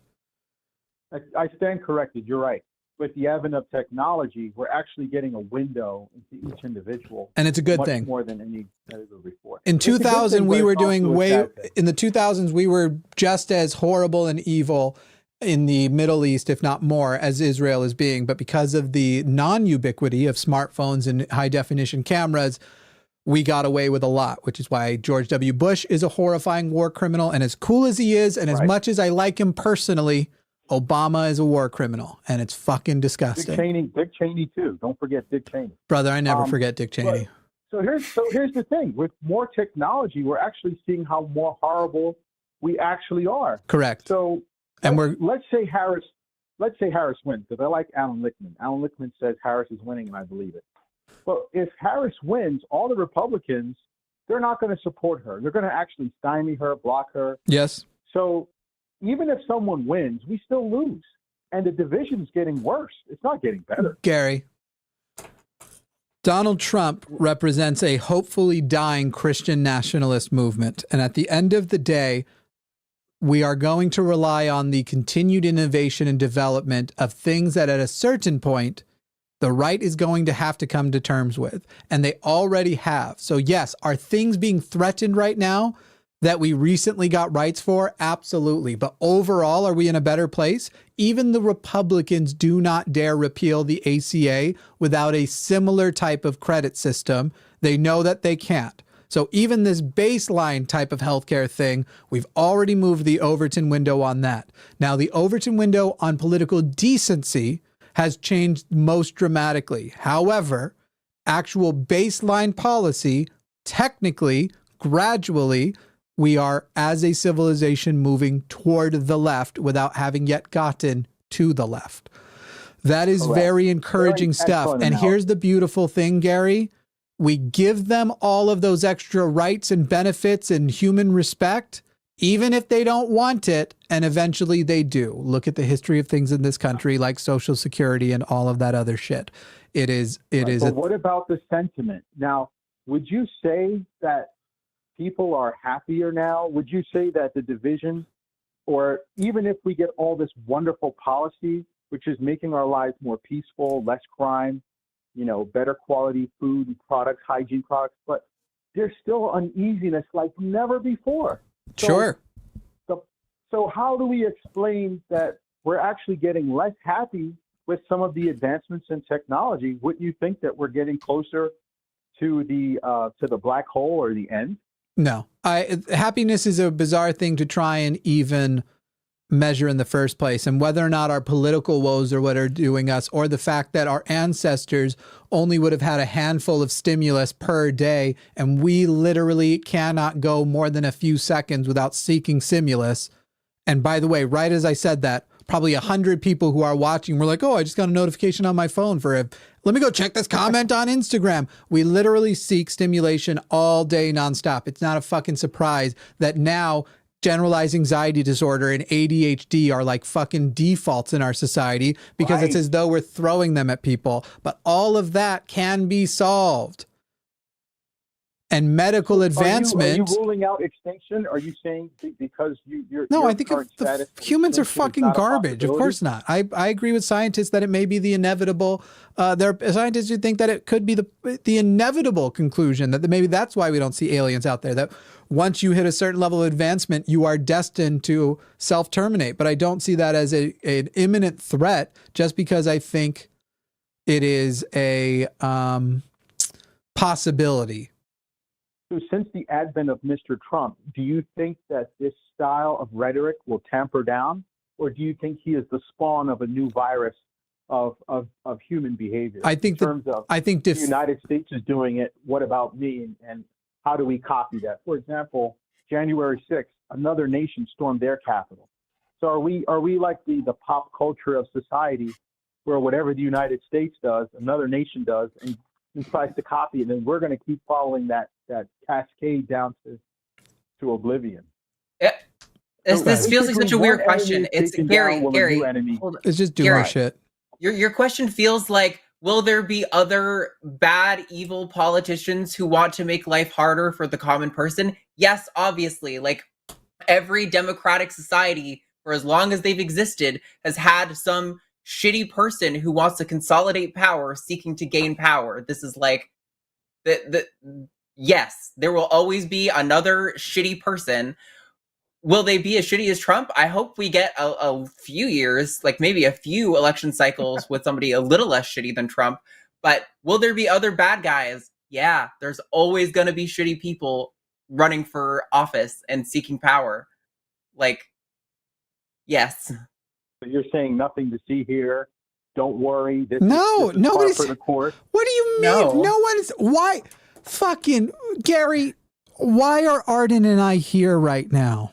Literally, why are we having this conversation? I don't mean this as a joke, as a rhetorical. Answer the question. Why are we here having this conversation, doing a show where we're going to take more calls? Why do you think? From what I understand, I thought you just mentioned this has always been the case. So that's why I said this is not unordinary. It's like this is normal. It's not. No, Gary, we're here because I'm going to answer, Gary, because you're kind of rambling totally off the mark. We're here because the only way we stop people like Trump from getting power, the only way we stop the next shitty person from getting power is through advocacy. Democracy is not perfect, but we can't let perfect be the enemy of the good. Democracy is good. It's one of the best systems we have out there for organizing lots of people. We have to do advocacy like this to prevent these people from getting power, right? We're here to convince people that it is in their best interest to fight against Trump, to vote against Trump. Right. But with the Electoral College, what happens if they win? Same thing that happened in what do you 2016. think We fucking fight like hell for 4 years and hope that we turn things around, and maybe we actually get a semi-decent leftist in 2028.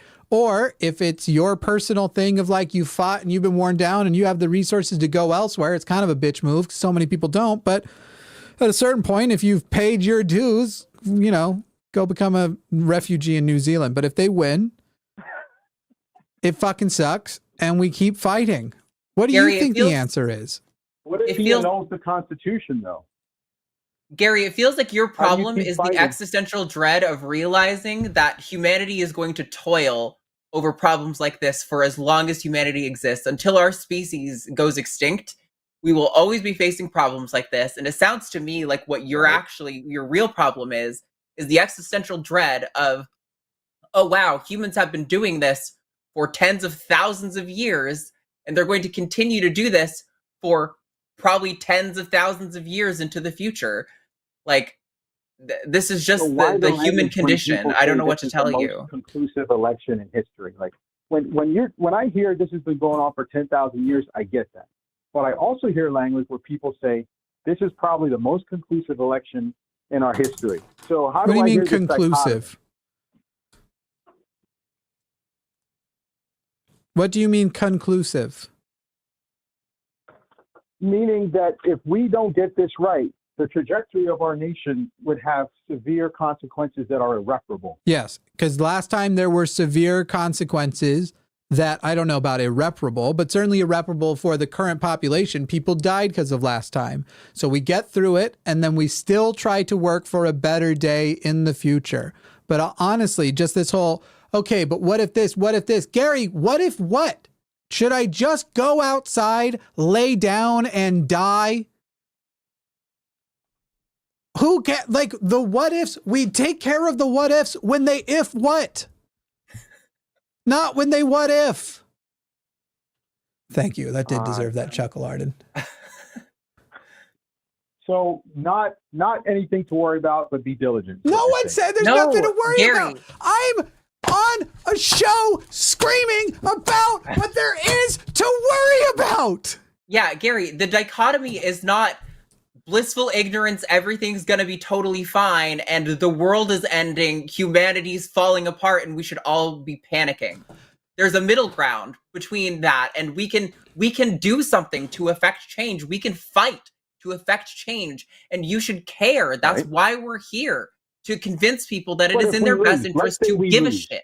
Let's say I wake up and my nipples are plums and my dick's a banana. I don't worry about that until the if what. Let's say we lose, then we lose, and we start the fight to win again one day. We start hoarding resources for the people that we need to protect. I have no idea, Gary. I don't know. We can't. I have no idea if the country, if we will still have a unite. Empires fall, and the United States might be one of them. It seems unlikely because the entire world is very invested in our tech capital here and the things that they want. But right now, my nipples are nipples and my dick's a dick. I'll worry about it when they're plums and bananas.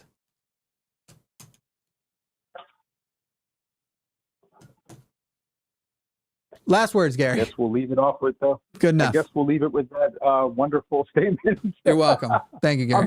Plums and bananas. Yeah, thank you. Look forward to our new shirt that's just a banana with a couple of plums. It's really frustrating to lay out like why this is all important, then to have someone be like, "Oh, so it's all just fine." No, it's really not fine. If it was fine, I wouldn't be here. We do a call-in show about Lord of the Rings like Forrest wanted to do, right? Yeah. That would be it. I did a podcast today. Jimmy Snow has a podcast available where podcasts are. Lots of them. Jimmy Snow has a podcast. It was phenomenal, but it also was sad because we talked about a lot of sad fucking things like Netanyahu's fucking Nuremberg speech today. Like, fucking Christ, what a guy. What a fucking guy. What do we have in here? Are there any Trump people on the hold? No, they all kind of look like. Well, we did say like disaffected people could call in too, so you know. All right, Trump seems like that's kinda supporters, what we're getting. call in. I didn't realize you guys were so scared. I thought your whole thing was, you liberals live in an echo chamber. You don't want to hear the truth. Well, we got a fucking phone number. You call us. Well, neither of us are liberal. Well, I don't know what you are. I'm not a liberal. You call us 720-619-2288, 720-619-2288, and you tell us that truth that we just insulate ourselves from in our echo chambers. By the way, people were wondering about the photo I was taking earlier. I wanted to get notifications from Instagram, so I made a little posty post. Made a little. I hope it was a story. You needed stimulation. I needed stimulation. Also, like each week, I just feel a little bit more like I'd like people to recognize that I'm getting kind of good looking. There is a Trump voter on the list, by the way. Is there? Where's that one? 19-1. Oh, okay, good. Let's talk to him then. Make sure I have his name tag in. I'll fix that. Bump it a bump it a bump it a bump ba bump it a bump it a bump it a ba. All right, David in California, a Trump voter, and you're my favorite kind of Trump voter, David. Would you like to know why? Oh, let me try one more time here, David. David in California, you're on the line with Jimmy Snow and Arden Hart. Arden Hart of The Line Royalty and Jimmy Snow of Jimmy Snow Has a Podcast, available where podcasts are. I keep saying that when I have a better feeling that a call is going to be highly clippable. Anyway, right. David, do you want to know why you're my favorite kind of Trump voter? I'm probably like typical. Go ahead. Because you're in California, and so your vote's not going to count. Yeah. I go to the Trump rallies in Beverly Hills. Do you know about them? No, they sound like an interesting affair. I bet the catering is dog shit because all the good people they're not going to go there. Yeah, but you know that California took the House, as you probably know, is Republican because of some of the seats in California. Mm-hmm. We took back. That's cool. There are a few Republican counties in California. That's not really new. But David, California is not going to go red. No, but you know it's going to. You know it was red probably last time under Reagan and maybe Bush. Yeah. I don't know. Senior. I don't think Bush. Oh, Bush Senior. Did Bush Senior win California? That's a surprise to me. If so, anyway, David, go ahead. You're voting for Trump because what? Well, just generally, or. I'm a conservative and a Bible believer, constitutionalist, everything you're against. And I'm so sorry. Excuse me. Wait. You don't get to do that. You don't get to say constitutionalist, everything you're against. I've actually shown against Trump voters on this call that I value the Constitution more than them. Would it make you feel better, David, if I literally go downstairs and grab my assault rifle so you can see it? I have a rifle, David, that I don't think you can own in California. I didn't even know people could own guns in California. I can't, but... Right. So you were saying, David, you were saying I'm an anti-constitutionalist when I am living and loving my constitutional rights. Do you know, I used to be a liberal. Like they say, I was a hippie. I'm not a liberal. Back then, so I'm pretty old. I'm not a liberal. Pretty old. He means liberal in the way that people who don't understand politics use it, which is just generally left-leaning. David, well, I wouldn't call liberals here even left-leaning, but David, I'm not a liberal. Okay. I'm sure you've heard that, there's a difference between liberal and leftist. Correct. Yes. Right. That's what he's talking about. You're more leftist. Yes. Do you know what the difference is? Well, leftist is communist. No. To me. Communism is a subset of socialism, right? But David, to you doesn't matter. Just in the same way that you're saying you're a Christian, which should matter? My definition of Christian or your definition when you call yourself a Christian? The fact of the matter is, Christian has a foundational thing that all hopefully Christians would accept, and then that word will mean something more to you, and I will grant you the charity of going, great, that label means this to you, and that is what you are. I am a leftist. I happen to not really be a communist, though I see the appeal. Communism is a subset of socialism. I am a socialist. In fact, I am a small L libertarian socialist. The size of the government I want is actually smaller than the size of the government that the conservatives are hoping for. However, we would make sure that labor is not abused, that people get a piece of the things that they are making, that the risk that workers are taking by working for a company is actually appreciated and adopted, that there would be a maximum wage compared to a minimum wage where you don't get to make billions of dollars while other people under you are living off of government subsidies. You could literally afford to pay your workers enough for them to live, and instead you're making me, a taxpayer, pay for your people to live. And I would make sure everybody has health care, because that actually pays for itself. If you have a bigger workforce of healthy people, that workforce pays more taxes because they are working higher value jobs and just generally working more. And I would invest in education because it returns for the exact same, which you can look at every developed nation in the country, in the world. Pretty much all of them but us have figured that out, which is why even conservatives in places like England support universal health care, access to post high school education, whatever that word is for that, elementary education, post-secondary education, and workers' rights, even at some minimums, even though they're not all great to labor.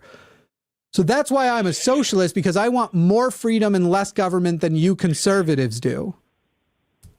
You know, I could almost vote for you, but I tell you what, let me pick a really good item that we can dispute about. Okay, since I'm in Southern California, let's talk about immigration. Okay, great. And of course, illegal.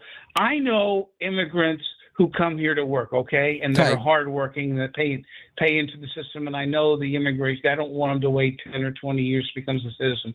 But I also know some who have mothers that come up from Guadalajara, or grandmothers, to towns in Texas, so they can get a check every month, while veterans, as you know, are starving. Great. To death on the streets. What check every month does a mother from Guadalajara get? What program extends that to her in Texas? Come on, you know. No, David. If they get David. $1,500 or $2,000, no, or $2,500 a month, they do get it. No, they don't. I'm sitting here telling you do. that has been debunked time after time. That is a Trump talking point. No, it hasn't. No, they do not. Great. Okay, great, David. Yeah. Great, David. Great. You're saying it hasn't? Excellent. Hang on, David. Hang on.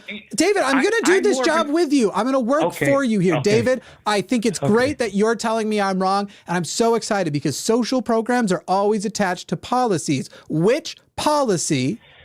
Name the bill, either out of the federal government or Texas, that extends $1,500 to $2,000 a month to non-working immigrants in the United States. Please give me the name of the policy. I know you must know, because you're telling me definitively it exists, and I'm wrong when I say it doesn't. Go ahead. Oh, okay. I'm an Ann Coulter Republican. I like when she comes upon Trump for not enforcing that. Great, David. David, could you answer my question? David, if you'd answer my question. It's in her book. Look, you obviously know politics a lot more than most people, and the bills and all that. Right, can you answer my question, though? I'm telling you, it goes on. And if it goes on one time, and it goes on hundreds or tens of thousands. Hey, hang on, David. Yeah. I am agreeing with you that it happens as soon as you give me the proof it happens. Well, I don't know the man's name and where he gets his letters, or where he gets his grandmother, but he was bragging about it. Many of them have bragged. Well, why do you know that it's an issue, right? If there's many, David, if there's many bragging about it, this should be really easy for you. Okay. I'm telling you, you know that it is a policy issue, has been brought up many times. I don't know that. Not just by Trump, but by... All right, David, let's try this. What kind of immigrant are you saying? Because I've actually gone ahead and pulled up every policy you could be referring to. So I'd love to know, are you saying illegal immigrants, people who are here undocumented, are getting it? Right. Okay, just so you know, David, just so you know, undocumented. David, it is a complete and total lie. Undocumented immigrants literally do not qualify for... I wish it was a lie. David, if it wasn't a lie, you'd be able to prove it. And this is what we described earlier, David. When I talk to people like you and you make a claim with total confidence that confidence warrants evidence. In the same way that if I make a claim to you, I must come with the evidence as well. Undocumented immigrants do not qualify for any government assistance. The closest you have to that is not undocumented immigrants, but temporary assistance for up to, but limited to 8 months and nowhere near $1,500. It is up to a few $100s per month of the Refugee Cash Assistance Program. And even Republicans agree we should support refugees. It is a total legal program. They are not undocumented. You have to be a documented immigrant to get any kind of program, and even then it is very hard. Undocumented immigrants do not get any federal benefits. They do not qualify for welfare. They don't qualify for SNAP, and they do not qualify for Social Security benefits, even though undocumented immigrants who are here working are often working under the Social Security number of either a deceased person or an unworking person so that they can still get paid. And guess what they do? Under that Social Security number, which, yes, they're going to go, well, they got that illegally. Obviously they did. They are still paying taxes and Social Security and Medicare and receiving none of those benefits back, which means if you got rid of every undocumented immigrant, instead of gaining money because suddenly we could stop these $2,000 a month payments, you would actually lose money in the system because they would no longer be working under a Social Security number, which doesn't then return them the benefits. I believe, David, that we should have a simple vetting program.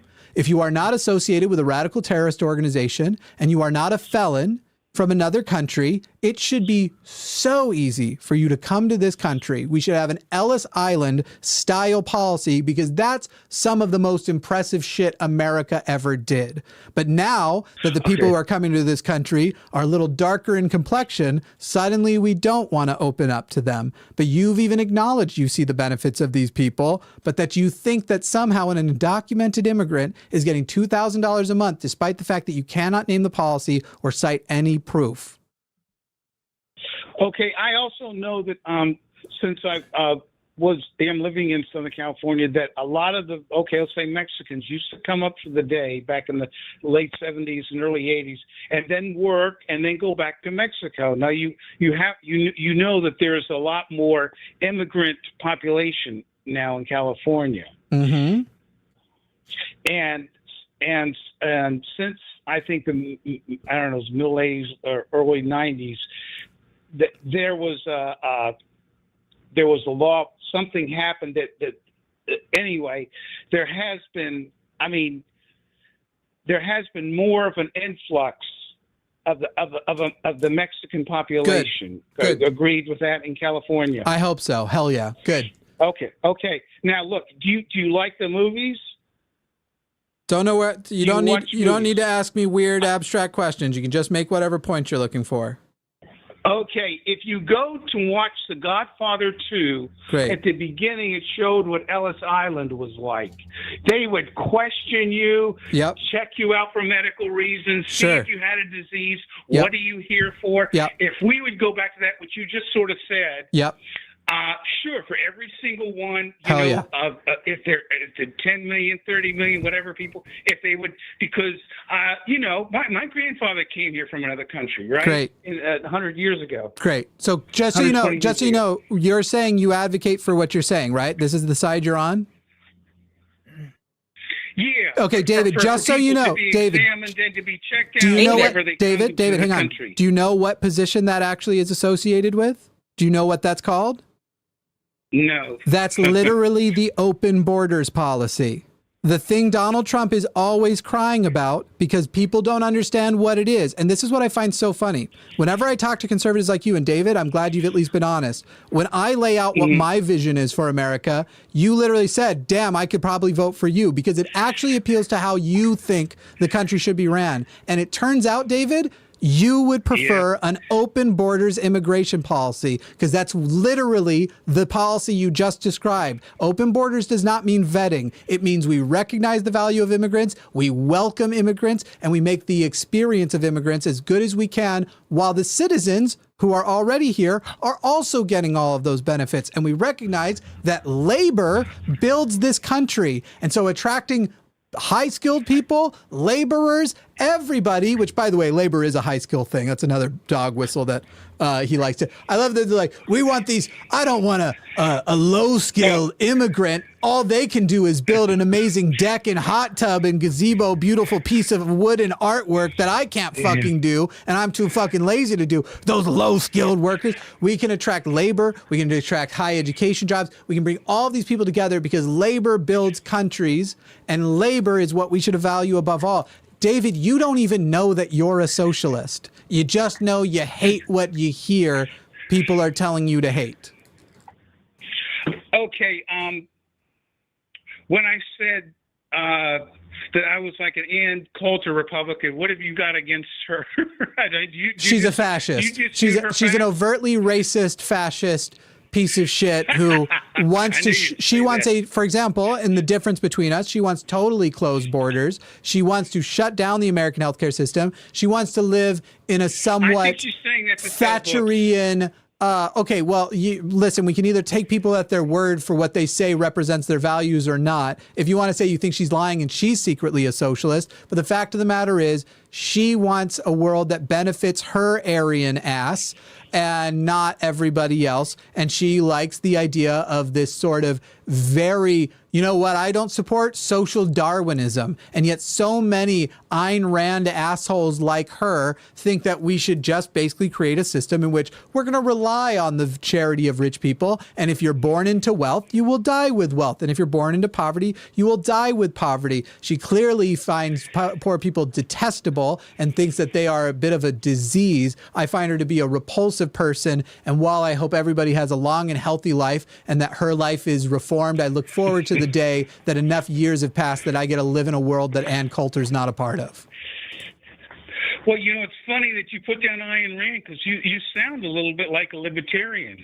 I told you I am a small L libertarian socialist. Ayn Rand is a libertarian economically. I am not. Oh, okay. See, yeah, that. Okay, I'll admit that. I don't get it. Might be a little over my head, but. I think it is because so far, every time I've told you my positions, you've said you actually like my position more. I'm telling you, sir, David, you don't even know yet that you're a socialist. You've just heard that term bastardized your whole life. No, I don't. I don't disagree with a lot of socialist things. Look, there's something called, Medicare and Social Security, which conservatives want, obviously, and we have to, conservatives have literally tried to get rid of it multiple times. Roads and have schools. I'll tell you what, I am for schools, for colleges being. Hey, you're for schools? You love schools? Did you know that one of Donald Trump's policies? Hey, David, you love schools? Did you know one of Donald Trump's policies that he wants to do is eliminate the Department of Education? Yeah. Yeah, I know they say that. I don't think that they really did. They said David, that 40. David, oh my God. That pisses me off. That pisses me off. You would rather just claim that they're lying and that they actually believe the thing you secretly want them to believe rather than vote for the politician who advocates. No, shut the fuck up. Rather than advocate for the politician who actually supports the things that you support. That is the most ass backwards way of thinking and voting I can imagine. And it actually makes me think less of you as a person. Also, Jimmy, check our messages. Okay, when he says he wants to do with the Department of Education, I mean that's almost a rote thing most right-wing politicians have been saying. Like I said, for 30, 40 years, they're really not going to do it. That's a crowd I'm so glad you want to speculate and just assume that they're not going to do that. You know what? When they Donald literally Trump was have the support to do it this time, by the way. When Donald Trump was running the first time, you know what everyone said? Well, I know he says he wants to get rid of Roe, but he can't do that. It's been established precedent for decades. There's no way he can do it. So you really shouldn't be worried about that because that's not going to happen. And then he fucking did it. So David, I don't give a shit what you think he won't do. Because Donald Trump stands behind his words. Okay, but I am pro-life. Do you know what that means? Do you think we don't know what that means? How pregnancy works. Yeah. Well, it doesn't sound Or like and you you do. don't value bodily autonomy, which also makes you an. I'm sorry. So I have to say David is the most worst person I've talked to in a week. David, we're going to go through this. Okay, We're going to good. go through this very quickly because I don't know if you know what it means. Do you know that yesterday they executed a person who's not only had always denied his guilt and maintained his innocence, but the actual prosecutor in the case who got the guilty conviction also asked for a stay of execution because the prosecutor doubted his guilt. Do you think that the death penalty should be abolished? Where did they execute him? What state? I think it might have been Alabama, but I don't remember off the top of my head. Yeah, I think I don't know about that case. I mean, am I for the death penalty? Yeah. Yeah. Okay, so you're not pro-life. You are pro-forcing people to give birth to babies, whether or not they want them or not, right? Okay. When an egg and a zygote meet, eggs don't meet with eventually becomes zygotes. a human being. Eggs don't meet with zygotes. I mean, egg and a sperm, Right. and a sperm form a zygote that eventually becomes a human being. Great. In the woman's room, correct?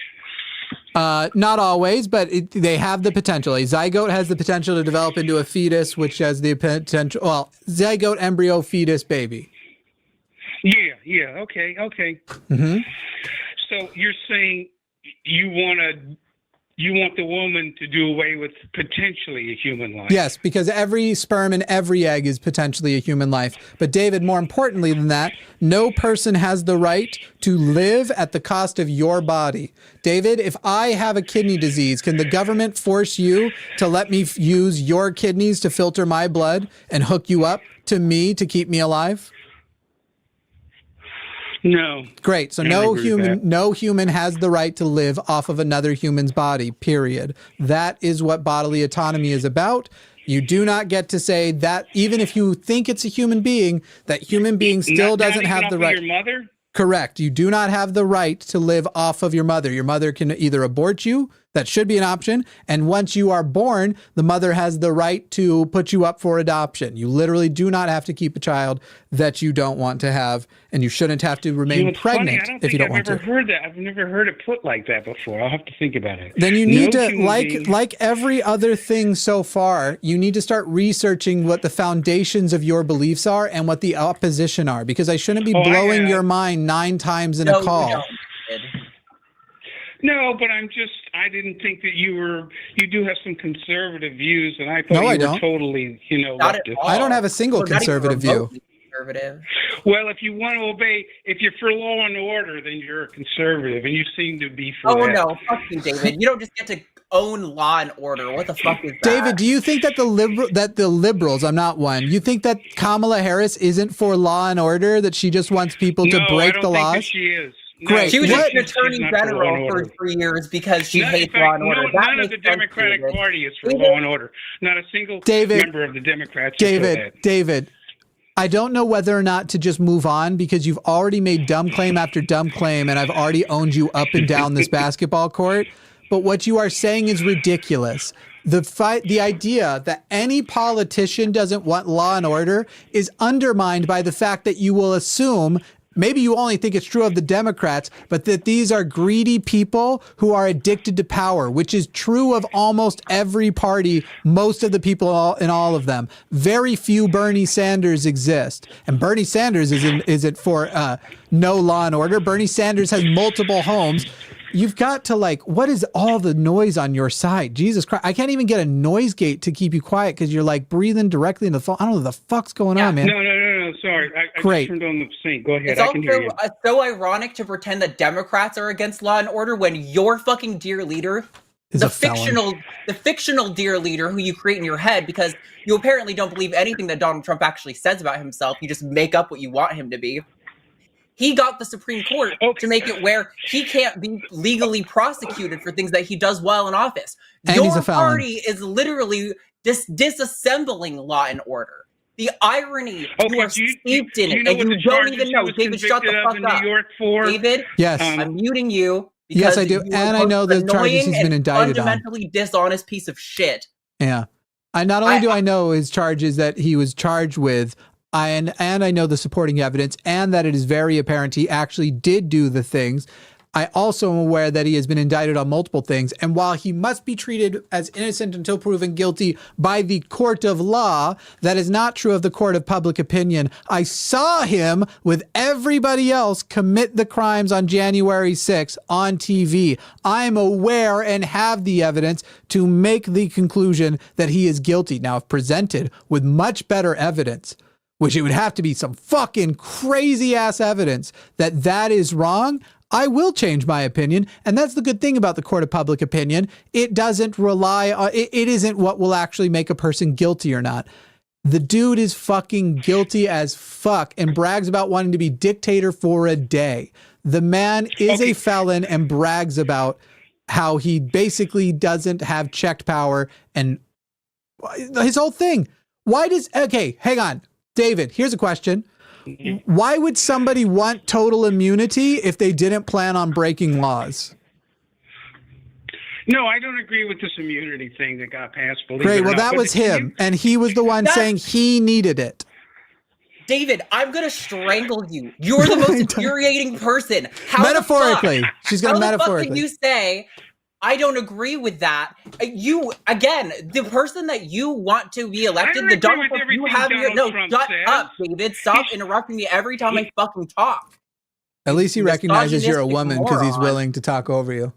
Yeah, no, it's just insane. The person you want to vote for is not who Donald Trump is. The only way that you have maintained this fucking mind castle that you have around Donald Trump is by completely fictionalizing the cult leader that you worship. You are the most fundamentally dishonest person I've ever spoken to.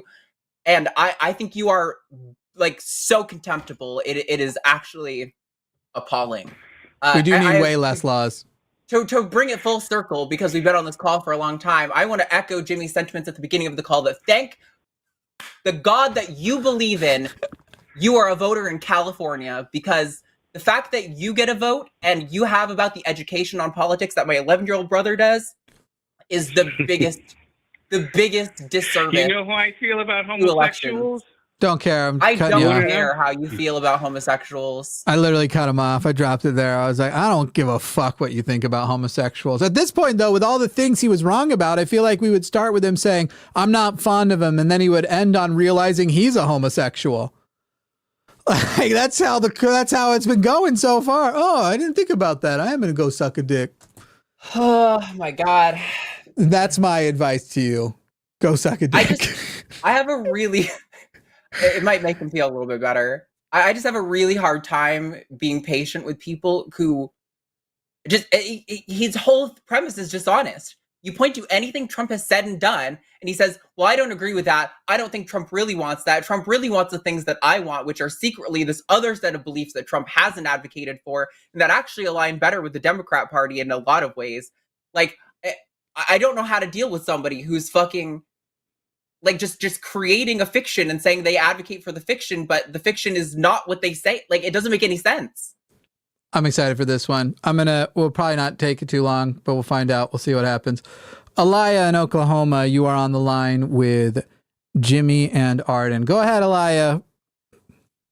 It's Aaliyah. Aaliyah, go ahead.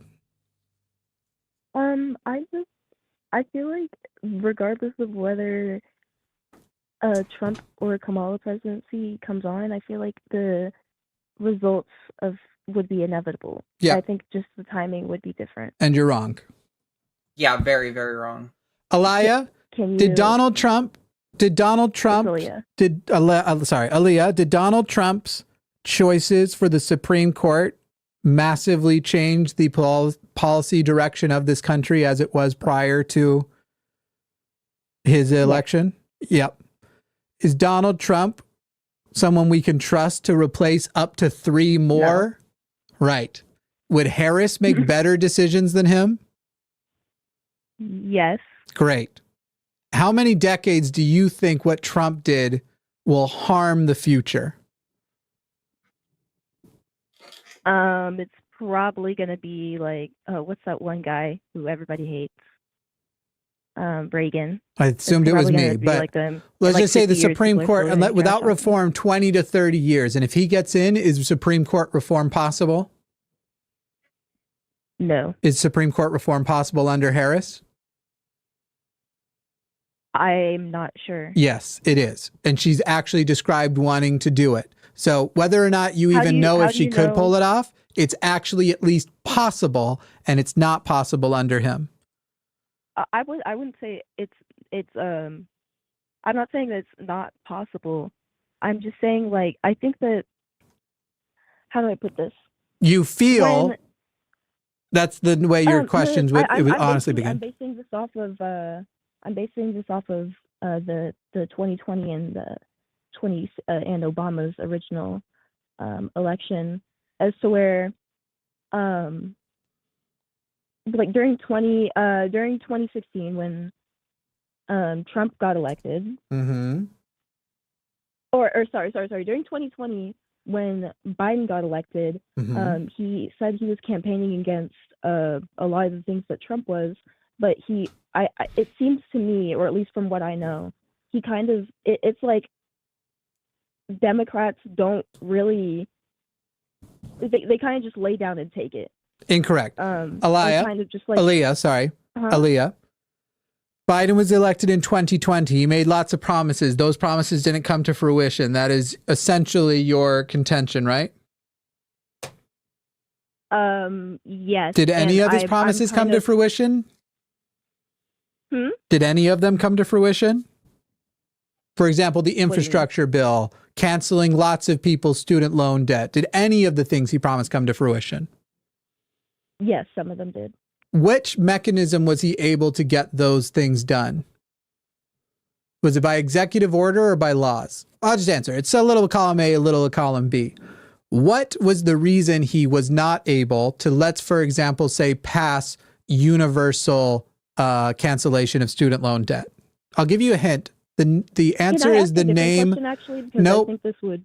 Nope, you can't. You got to keep going down this road. The answer will be the name of 2 senators.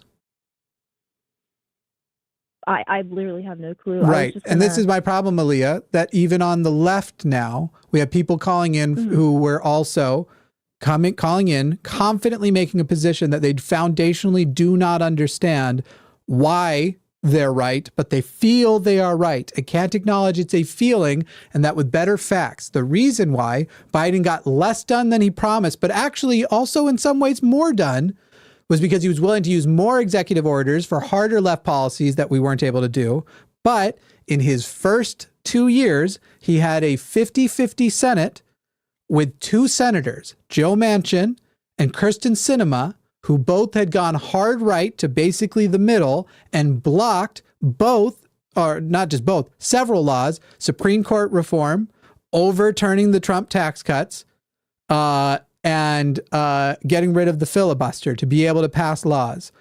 We have a country with 3 branches with checks and balances. And when you say it makes no difference, it's not true, because he did get some things passed and some things is better. And when the alternative isn't nothing, it's also the antithesis, like the first 4 years of the Trump administration. Not to mention, he was able to actually distribute the vaccines that we desperately needed. And the Trump, when they got in, they literally found out they have the vaccine, and governors are going, how can we get our stuff? Because the Trump administration was doing nothing with us. They had zero distribution plan. They actually take health and human services stuff seriously. They actually take green initiatives seriously. Trump said for 4 years he would get an infrastructure bill done.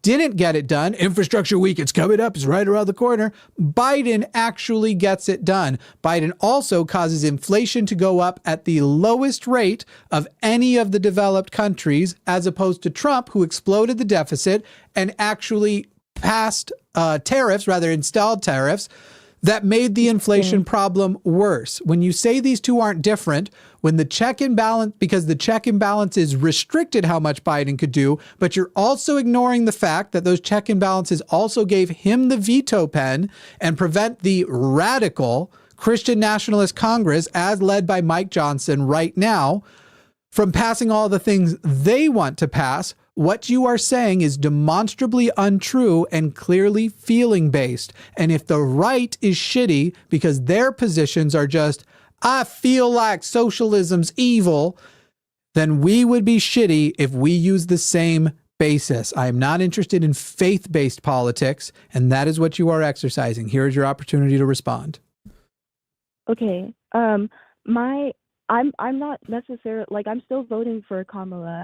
I'm Good. definitely I can see that Kamala is the better option. That's why I was trying to rephrase, because you do I agree. I literally agree with all your points, but it's more of like the time span, if that makes sense.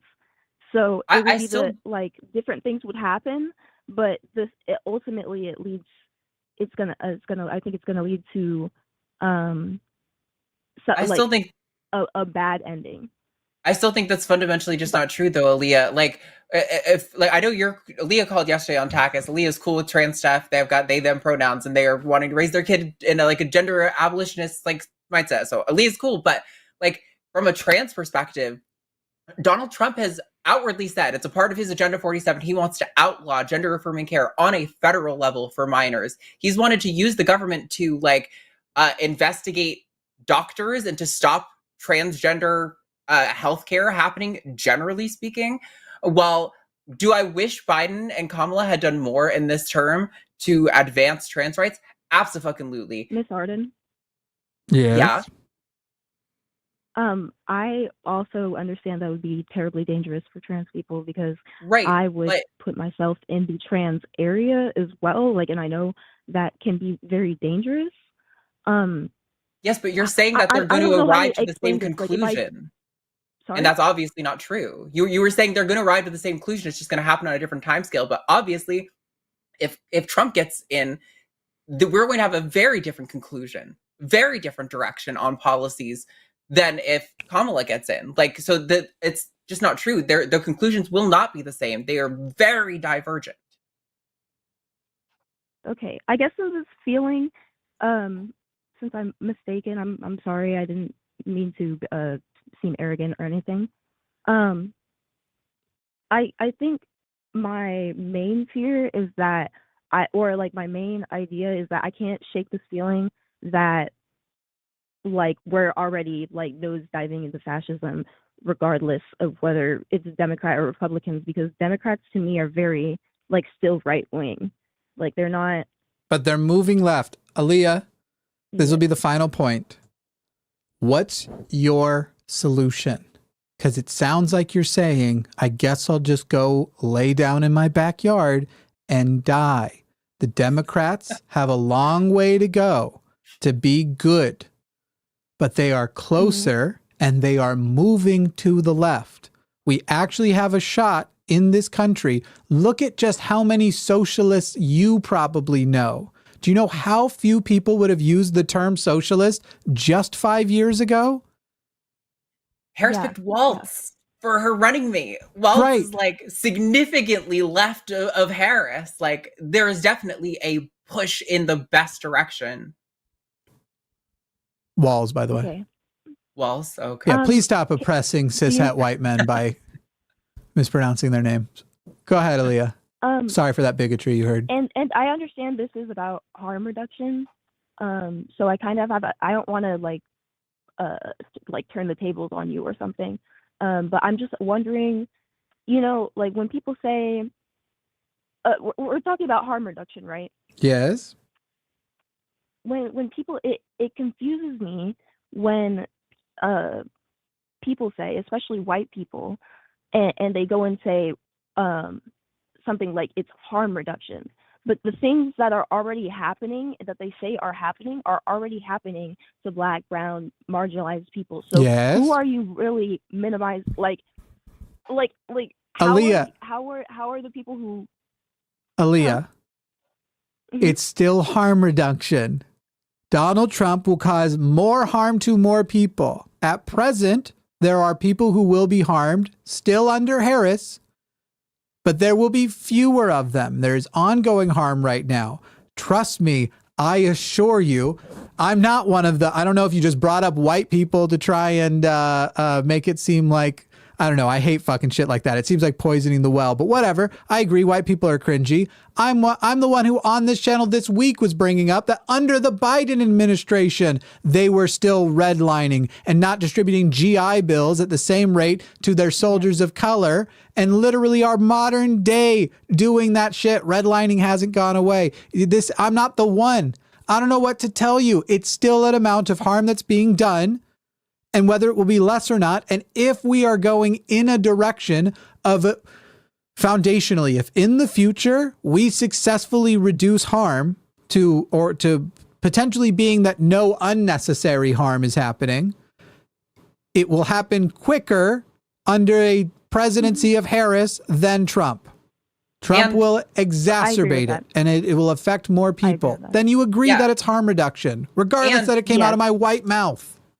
And like one of Trump's policies that he's been advocating for is to deport like 20 million illegal immigrants. Like that is an entire population of people of color that Trump is directly targeting that Harris is not. So there's like 10 to 20 million people of color who would be fewer people of color who would be harmed under Harris than Trump, right? So that's just like straight Haitian math. immigrants are being harmed right now because Donald Trump's a fucking idiot.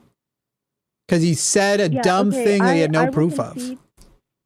I will concede that they won't have the same timeline. I guess it's just like it's part of me that's really worried. And the thing earlier I brought up white people specifically. I because that's like the first thing like you can notice on somebody.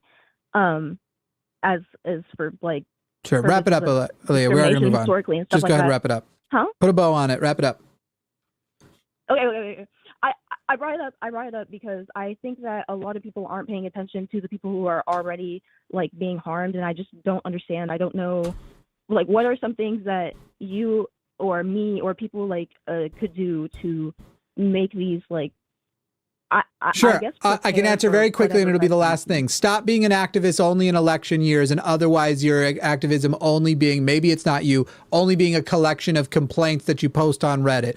Go and advocate for leftist politicians in other elections, volunteer with things like recovering from religion, participate in communities, community organizing, go do things to help radicalize more people to actual leftism. Because at the end of the day, I agree that the American left is not left, and that they, liberals, want to put band-aids on gushing wounds. And I want to at least use super glue, if not actually stitch it, heal it, and fix the fucking thing. And that's the difference between liberalism and socialism and leftism to me. That's my best metaphor for it. But I'll tell you what, on the way, trying to hold the wound closed and put band-aids on it is still going to be better than, you know what's going to help bleed this blood that's just bleeding out? What if we opened the wound up larger and throw some maggots in there, throw some leeches, make it big? What if we just large, make it big. It'll be a huge gash, because the biggest wound you've ever seen. I've only seen a huge gash. Never mind, I'm not going to finish that sexist joke. Go ahead, Leah. We're going to say goodbye now. Whoa. Okay, thank you. See ya. Thanks, you for helping me clear that up. Oh wait, I got it. I only see a bigger gash when I look in the mirror because I am a giant pussy. All right, moving on. Bye, Leah. Okay, bye. I made it work. I brought it all back. It was still a little sexist, but it was less sexist than the direction it was going. And that's what's important. Good. 4 more callers left. And we got super chats. We're doing $5 or more tonight? Yeah, probably. I haven't promised we'd read any of them, but I probably will if I'm feeling up to it. Joe in Washington, you're on the line with Arden and Jimmy. We'll probably make this kind of short, but you say that we want to murder babies. I say you're wrong. What say you? Yeah, I don't actually care what you have to say. We need. Hey, Patrick. Guess what? Nobody heard what you said. Do you love that I beat you every fucking time, you little bitch? You're a little He's trying bitch. really hard. You're such a little bitch. Oh, little bitch got hurt by nobody. How sad. How much time have you spent in your life just this week trying to say a bad word to Jimmy live on air? Like, don't you think your life is kind of pathetic when that's what it's amounting to? Do you I know do. how pathetic you are? Everyone watching thinks that. Hey, what's your real name? Or are you just going to be a coward? What's your real name? You just a coward? No, you're not. What's your real name? Oh, I don't hear. Oh, then you've already been banned from the show. Why do you think that would cause me, like, be any type of leverage? Oh, no. Buddy. Well, you don't get to be on the show. You act like a little bitch. You're talking right now. Go ahead. Go ahead. Myself and Arden will hear it. I can't. Oh, okay. Am I going to hear now? I can't hear right now. Okay. Oh, the R slur. Oh, no. Did you call me the R slur? What am I going to do? Jimmy, what am I add doing? my bus. I want to hear his bullshit. I don't have a way to give it back to you, Arden. Okay. No. All right. I don't. Not really. Okay, actually, go ahead. Okay, go ahead. Right up. 3, 2, 1. He really wanted to give me his TikTok. I'm gonna give it to you. I'll give it to you. He wanted to give you What a his miserable TikTok? guy. Yeah. He really wants your attention. Oh, I think he wants to fuck me is what it goes so on. cringe. I don't.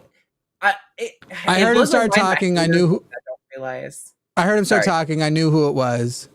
Yeah. Immediately. Yeah. Yep. And I just was like, do you think this is gonna work? Arslur Republican White Raven in chat. I'm not your buddy, pal. That should be the new Arslur. Oh, I should have muted him from master instead of muting I fully muted him in vMix, and that's why you couldn't hear me either. But if I just muted to master, and then he was like, I'm not going to talk unless you put me on air.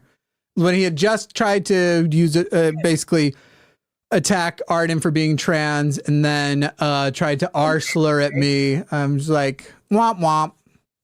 Nobody cares. Yeah, the older I get, it's amazing because since I've started doing stuff with the line, slurs have not bothered me. Once you have a certain level of internet exposure, slurs and stuff stop affecting you. It gets even more. It gets even like more reduced as I get older. I'm like, I don't.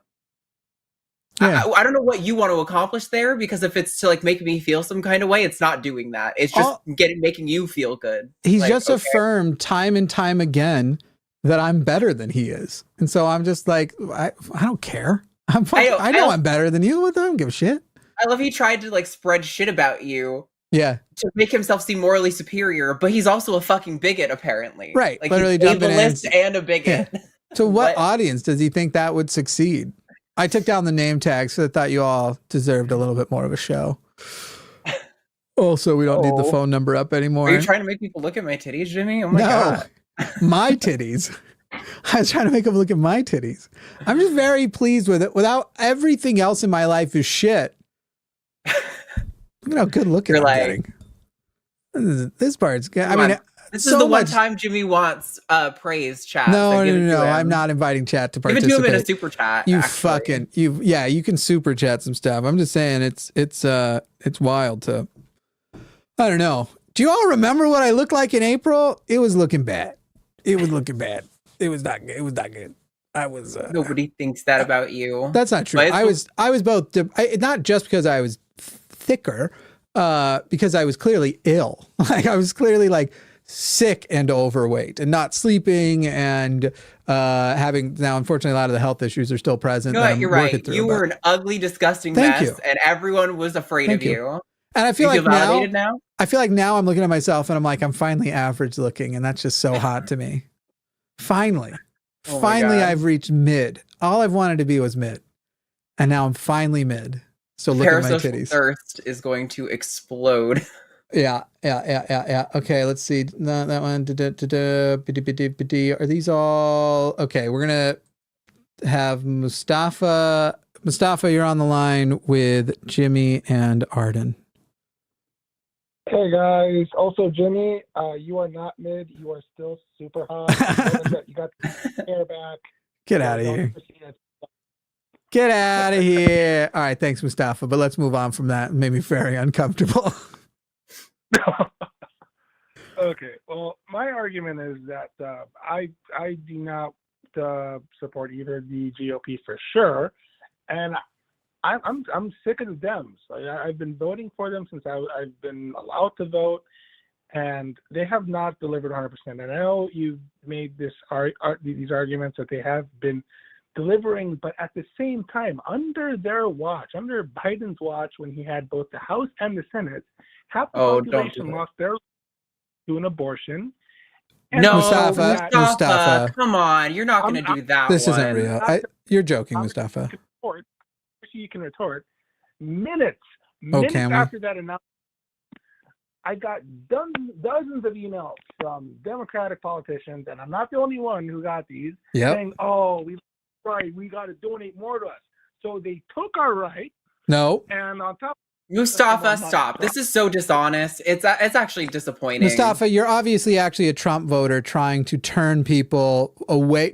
You don't think you're going to turn anybody to voting for the Democrats, or rather voting for Trump, but you're hoping that by saying stuff and getting this into people's ears, which I'm already aware that this is a giant psyop they're doing at the moment. There's lots of information out there that this is what their goal is, just to discourage people. I can't say for sure I know that you're one of them, but you're either one of them or you've fallen for it. You have fallen for it. That you are sitting here trying to repeat sort of cliches that aren't true, because the Biden administration did not overturn Roe v. Wade. As I already mentioned on a previous call, we have three branches: executive, legislative, and judicial. The judicial branch, which was made uber conservative, radically conservative by Donald Trump, overturned Roe v. Wade. The Republicans, so just as much as Biden is the one in power as president, the Republicans were in power as the head of the judicial branch, as the governing body of the judicial branch. And the president does not have the ability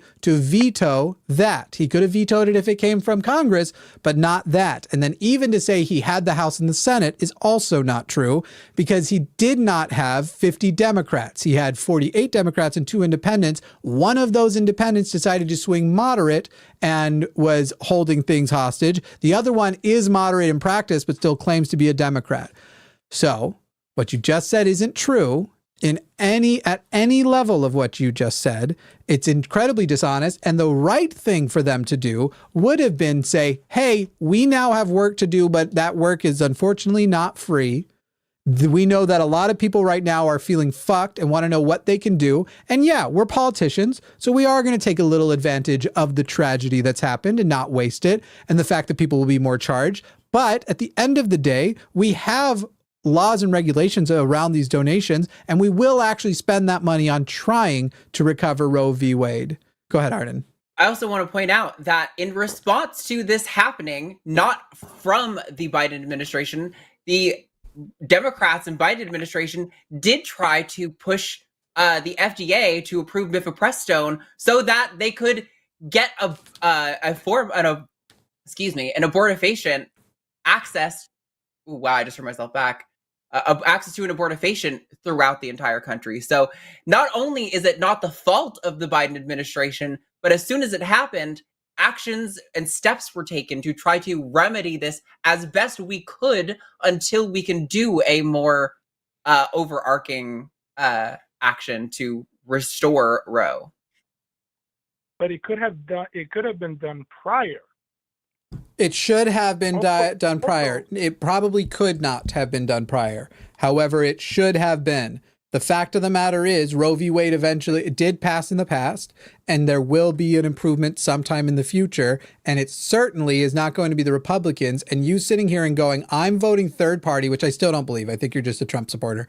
But I'm voting third party because they have never been 100% when no politician, including a third party politician, has been 100%. In fact, as far as third party politician deliveries go, they will be much lower than the average politician because they fundamentally do not have the structural supportive power to actually affect that change, which means you have to work within the systems that you have while trying to move and, dare I say, radicalize those systems to reflect what you actually need. So now go ahead, Mustafa, and keep pretending you're not a Trump supporter and go with your next point.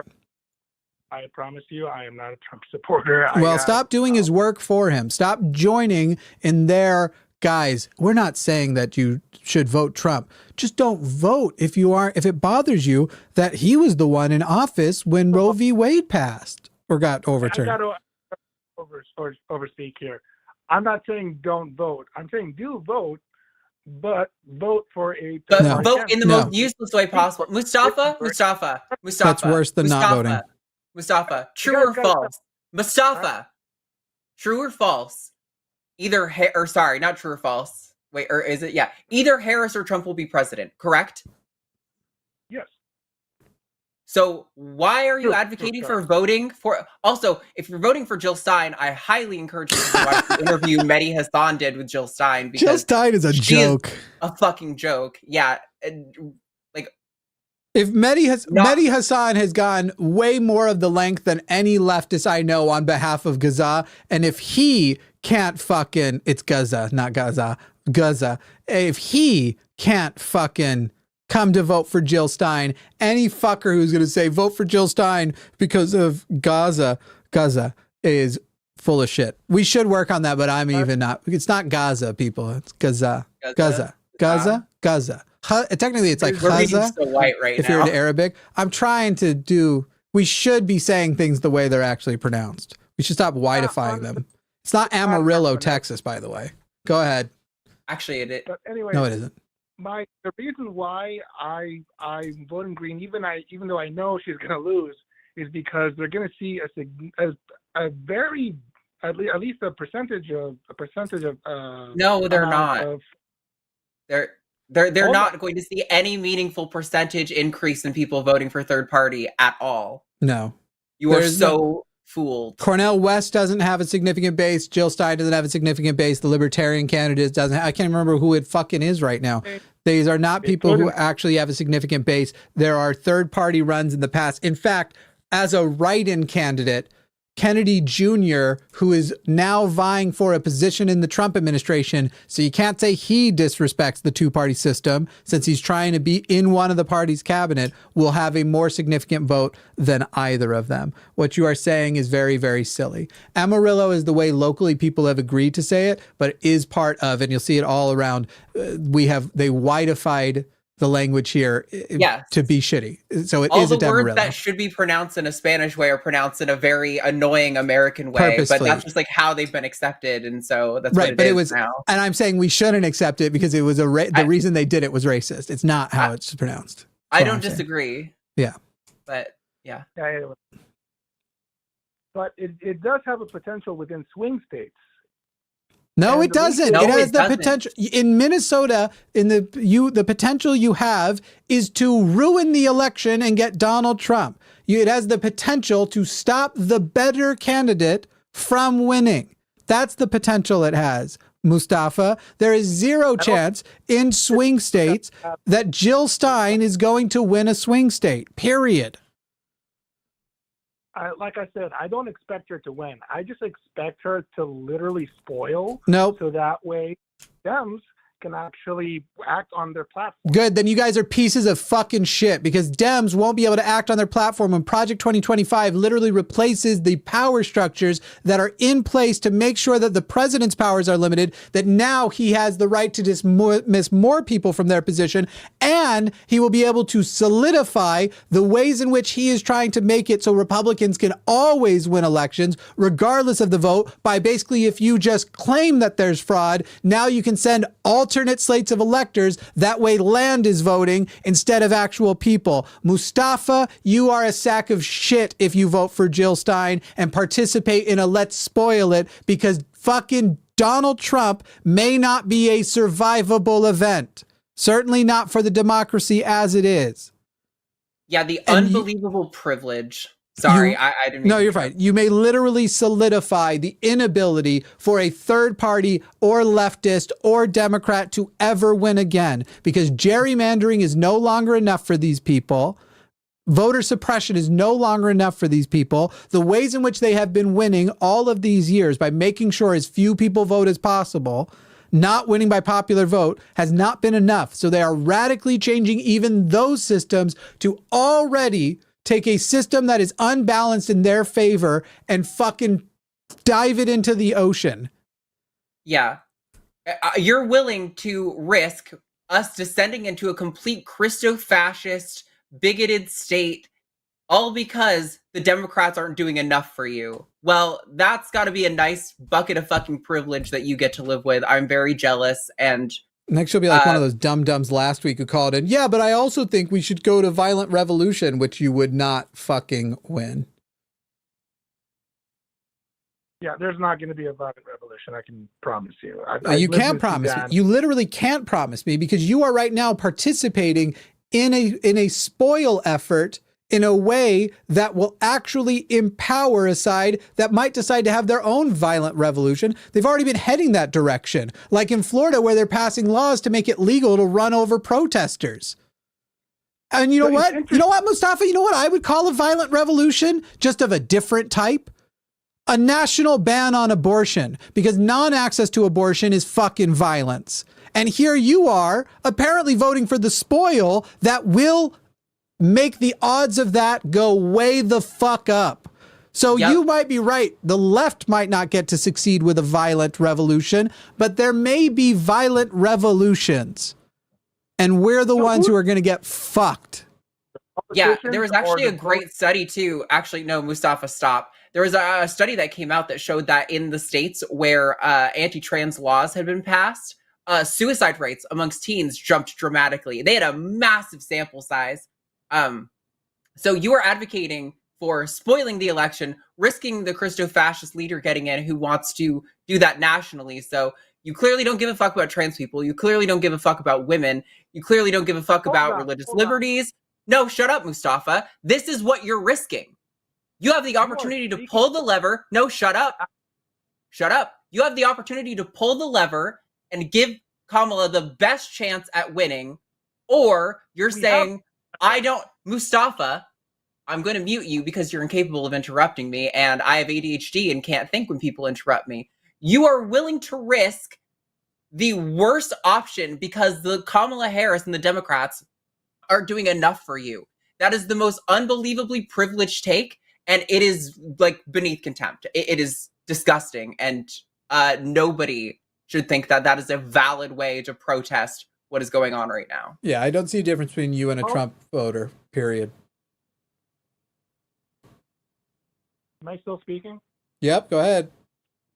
Okay, I heard a beep, and I wasn't sure if I got cut off or whatever.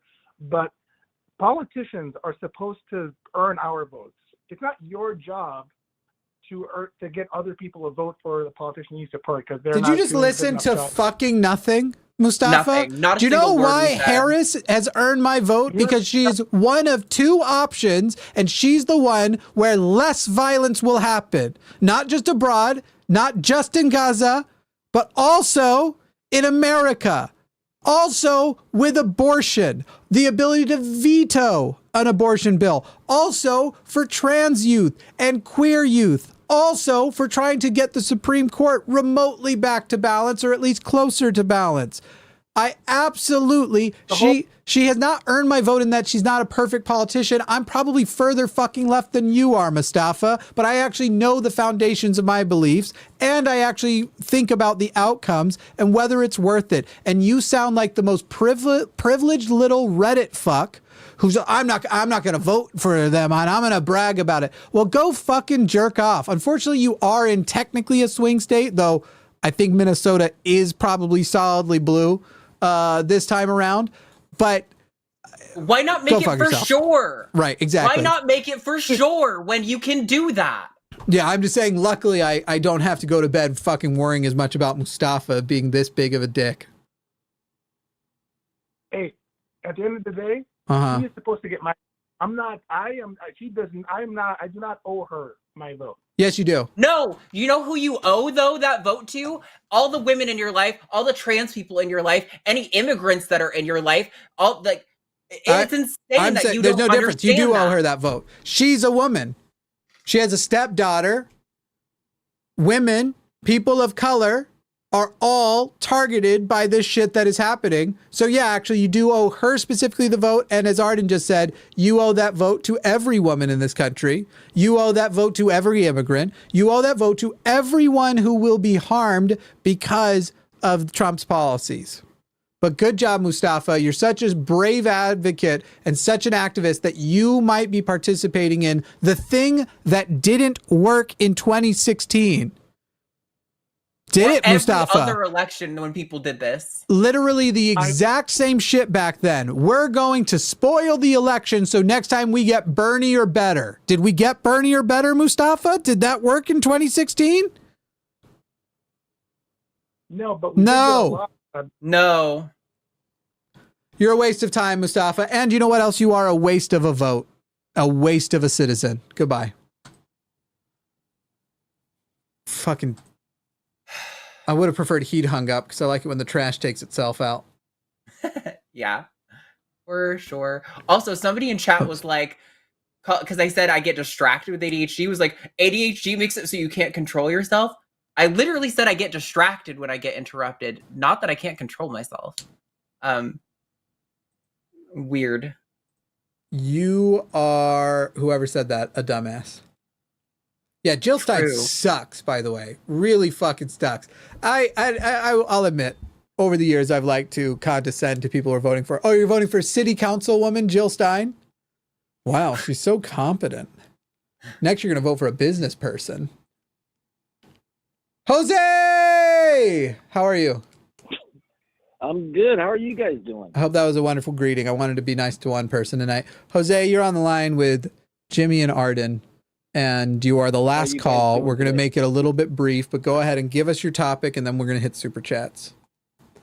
Got you. And I have to commend you guys for being able to deal with all this nonsense, which is basically my point. It's like I was telling the screener, I live in Tennessee.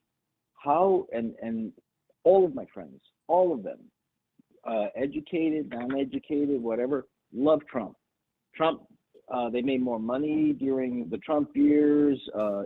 Kamala Harris is evil, all this stuff. My main point is, how do you deal with this? Like, you guys just can hang up on people, but, you can't hang up on your best friends who you love. Yes, you can. But, well, you can, but, this is I moved here from from New York 20 years ago, and this is my establishment. And so I don't want to lose them because they are really nice people. Just their thoughts to me are really, really stupid.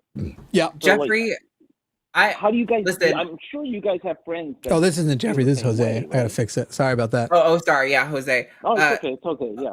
It's all right. Jose, I realize not everyone is like me.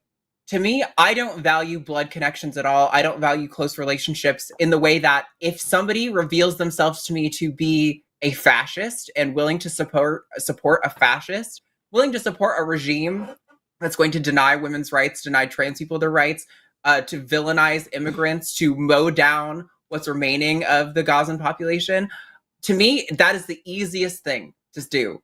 Cool. I don't need you in my life anymore. You are a bad person if you are willing to endorse those things. You're saying they're good people. I genuinely believe in my heart of hearts, there is not a single person who's willing to vote for Trump that is a good person. There's people who I'm willing to tolerate and who I'm willing to work on because I think they're reachable. But if you are willing to do that to these people, I think you are a bad person. Yeah. I'm getting closer to that thought. I actually am. And it breaks my heart. Because, but I just don't understand how people in general are so blind to, people say, well, you're watching the wrong news. You're not listening to the right podcast, this and that. I'm like, I am listening to him. I am listening to his words. I'm watching his actions. How do you not see it? What is wrong with these people? Community, indoctrination, tradition, arrogance, a desire to feel a level of exceptional when they themselves are not entirely exceptional. It's also one of the things religion sells you. You can be a totally unexceptional person, and yet God created the universe with specifically you in mind. Now they have transitioned that into a candidate who is the antithesis of their savior. He is not humble, meek, or mild. He is arrogant. He is certainly not poor. He detests everybody who isn't him. He is an absolute fucking narcissist on on a plate. Steroids. And I don't understand why the world still sucks this bad when we have access to so much information, but clearly it has to be the reasons why it sucked more so much in the past, that it is hard to break free of indoctrination. It is hard to admit you are wrong. It is hard to fight against internal pride. And that's the best I have for you. But we're winning. We're starting to win, as in we are increasing our numbers. Unfortunately, the violent death throes of an animal right before they pass away can often be the most violent. They can be the most dangerous part. And I'm hoping that what we are seeing is those very violent death throes of an animal called Christian nationalism that might finally just fucking die. I hope so too. And it's not only that. I mean, look at what he did. What was it, yesterday or the day before? He sits there and says, I am so, I'm for you people. I know you don't have any money. Just send me $1, $5 because I know you're broke. Oh, yeah. By the way, I have $100,000 watch to sell. Like, he gives no shits for 0 Fs for anybody.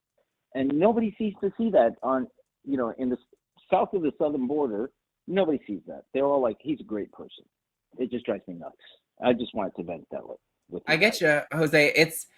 Listen, this is like, to me, this is why I'm willing to cut off those relationships. Because to me, it's, if you value me in your life and the relationship we built, family members, cousins, fuck blood. I don't care about blood. I care about the years we spent playing together, playing dress up and swimming in the pool in the summer and running around screaming and all the crazy things that kids do together. Those are the things that I cherish with those people. If you really value those and you value me and my life, you will not vote for this person. And if you do, that's to me the equivalent of you spitting on all of those memories and completely disregarding everything we have together. And I realize not everyone can just cut people off. When you're chronically online debating like we have to be for this job, it's a little bit easier maybe for me to pull that trigger. But the only Trump supporter who I give wiggle room to in my life is my dad. And the only reason I do that is because without my relationship to him, I don't get to see my little brother. But to be completely honest, I don't really give a flying fuck about him either. And if my little brother wasn't around, I would have cut him off just as fast.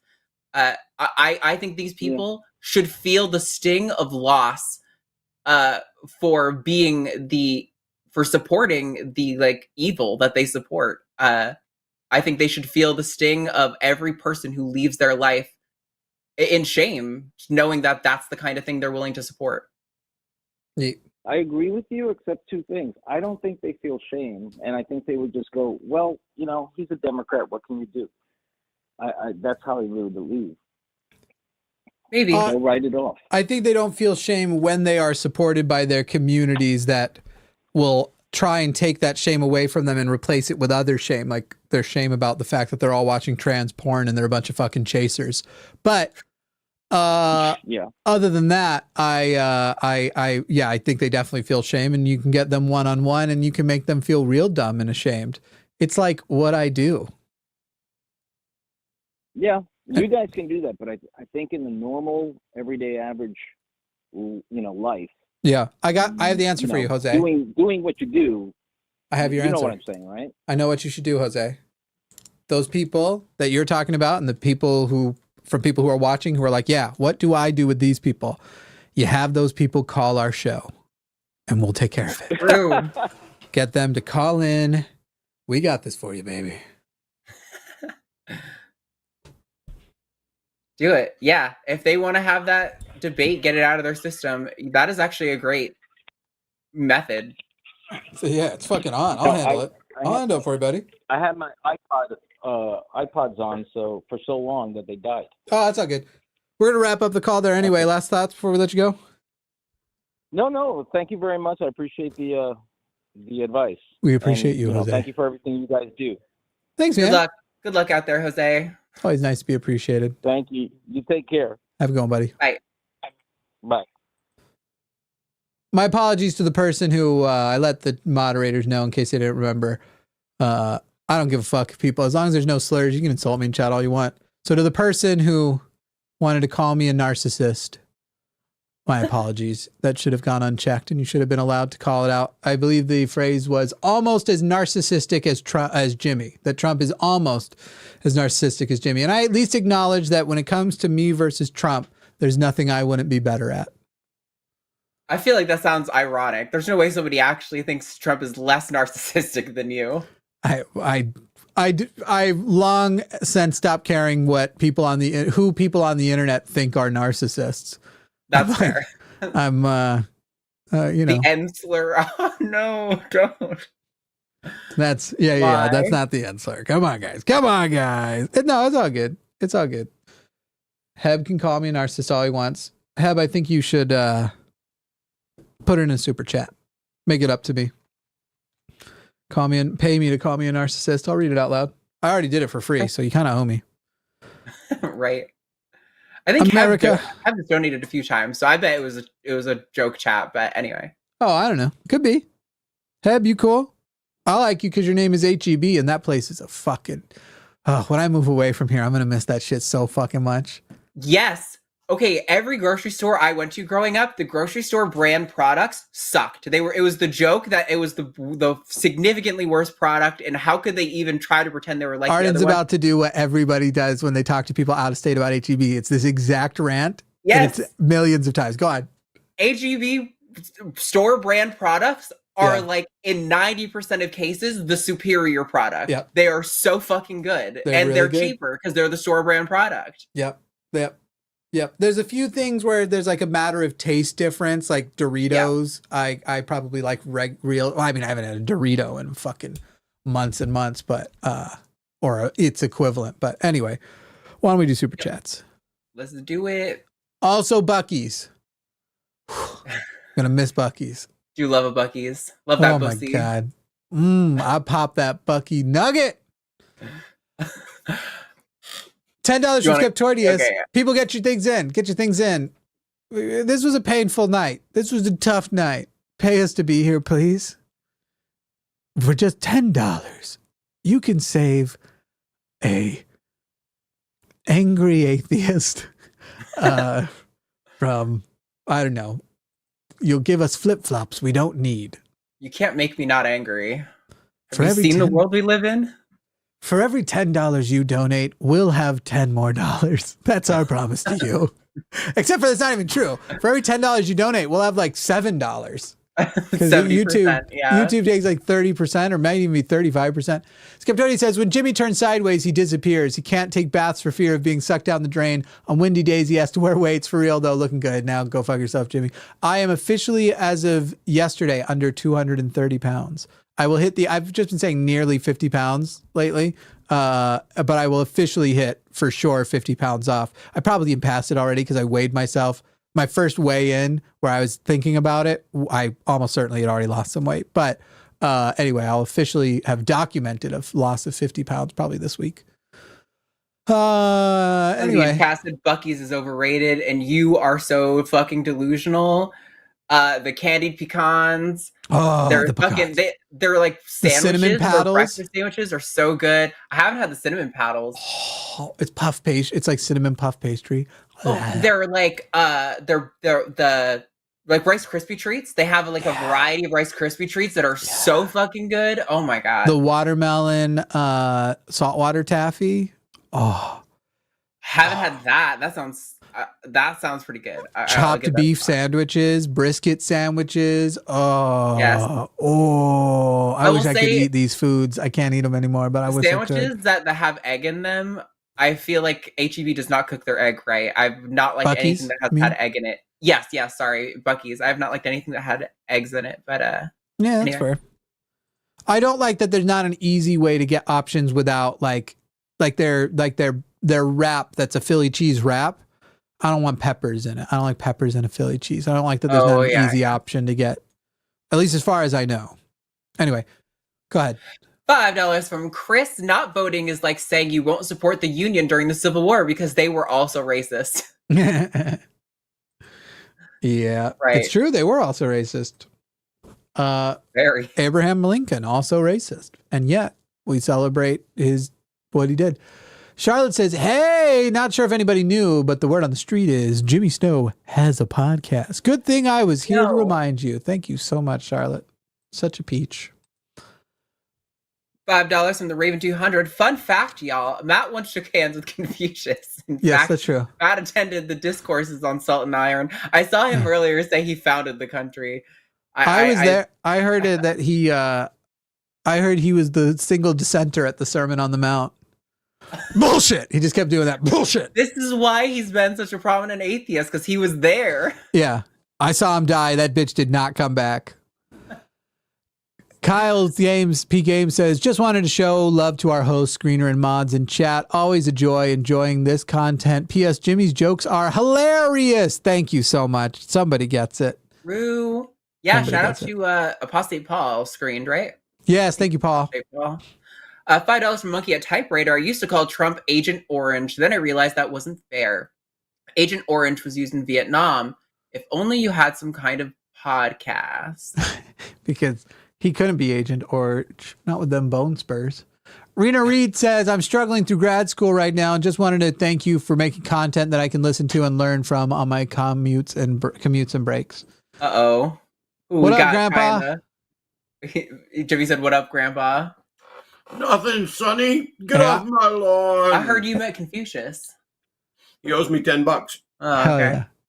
$5 from Poitius. Do we know how Dylan is doing? Hopefully they're safe and evacuated in time, or at least found efficient shelter. Oh, was Dylan in line of the hurricane? There's a I don't hurricane know. We'll have to check on Dylan. I don't know if we'll check on Dylan. I hope Dylan's okay as well. I hit a Cat 4 earlier. Okay. $10 from McCube Films. Arden in those adorable glasses is already distracting, but alongside Jimmy's smoldering Thor look, I might have to just listen. Go fuck yourself, buddy. Love you, Arden. Am I smoldering Thor? Oh my god. Oh my god. I mean, I have little noodle arms because I've been lanky my whole life. I don't even when I lift weights, I don't even get big. I just get harder. I'll just keep going. $10 from Cedar and Sound Studios. If heaping love on Jimmy is spreading peanut butter, as he said, mine is quite chunky and full of nuts. Mine might even make him allergic to compliments afterwards. It'll pass in a jiffy, though. I do love Jif.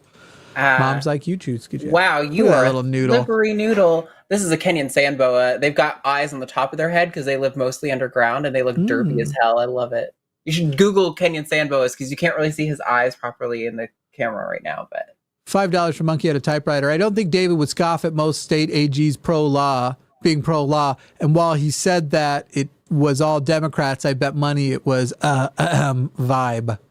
Yeah. A vibe, yeah. Yeah. So, I just feel that way. $5 from Skeptoidius. I realized I was bi when I was mouth vacuumed by another dude. I enjoyed it. Yeah. Nice. Yeah, one time I was banging a guy and I turned to him and said, with tears in my eyes, am I gay? I think I'm gay. $10 from the Raven 200. David is the kind of dishonest person to make a blatantly wrong point and when corrected on it, lies and deflects without acknowledging their GIOF up. I don't know what GIOF is there. Everything about that is frustrating as fuck. Oh, goof up.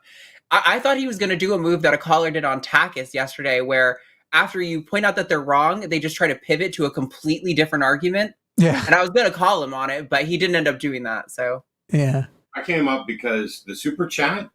Can Jimmy hear me? Jimmy can hear you, but you can hear him. Yeah, it's fine. I don't need to hear Jimmy ever. I'm too old for that. No, whoever made the comment about the Civil War analogy, 10 out of 10. I heart you even if you don't like me. I was sitting downstairs and that was so cool. I was like, fuck, why didn't we think of that? Yeah, Matt'll take it for sure. Hell yeah.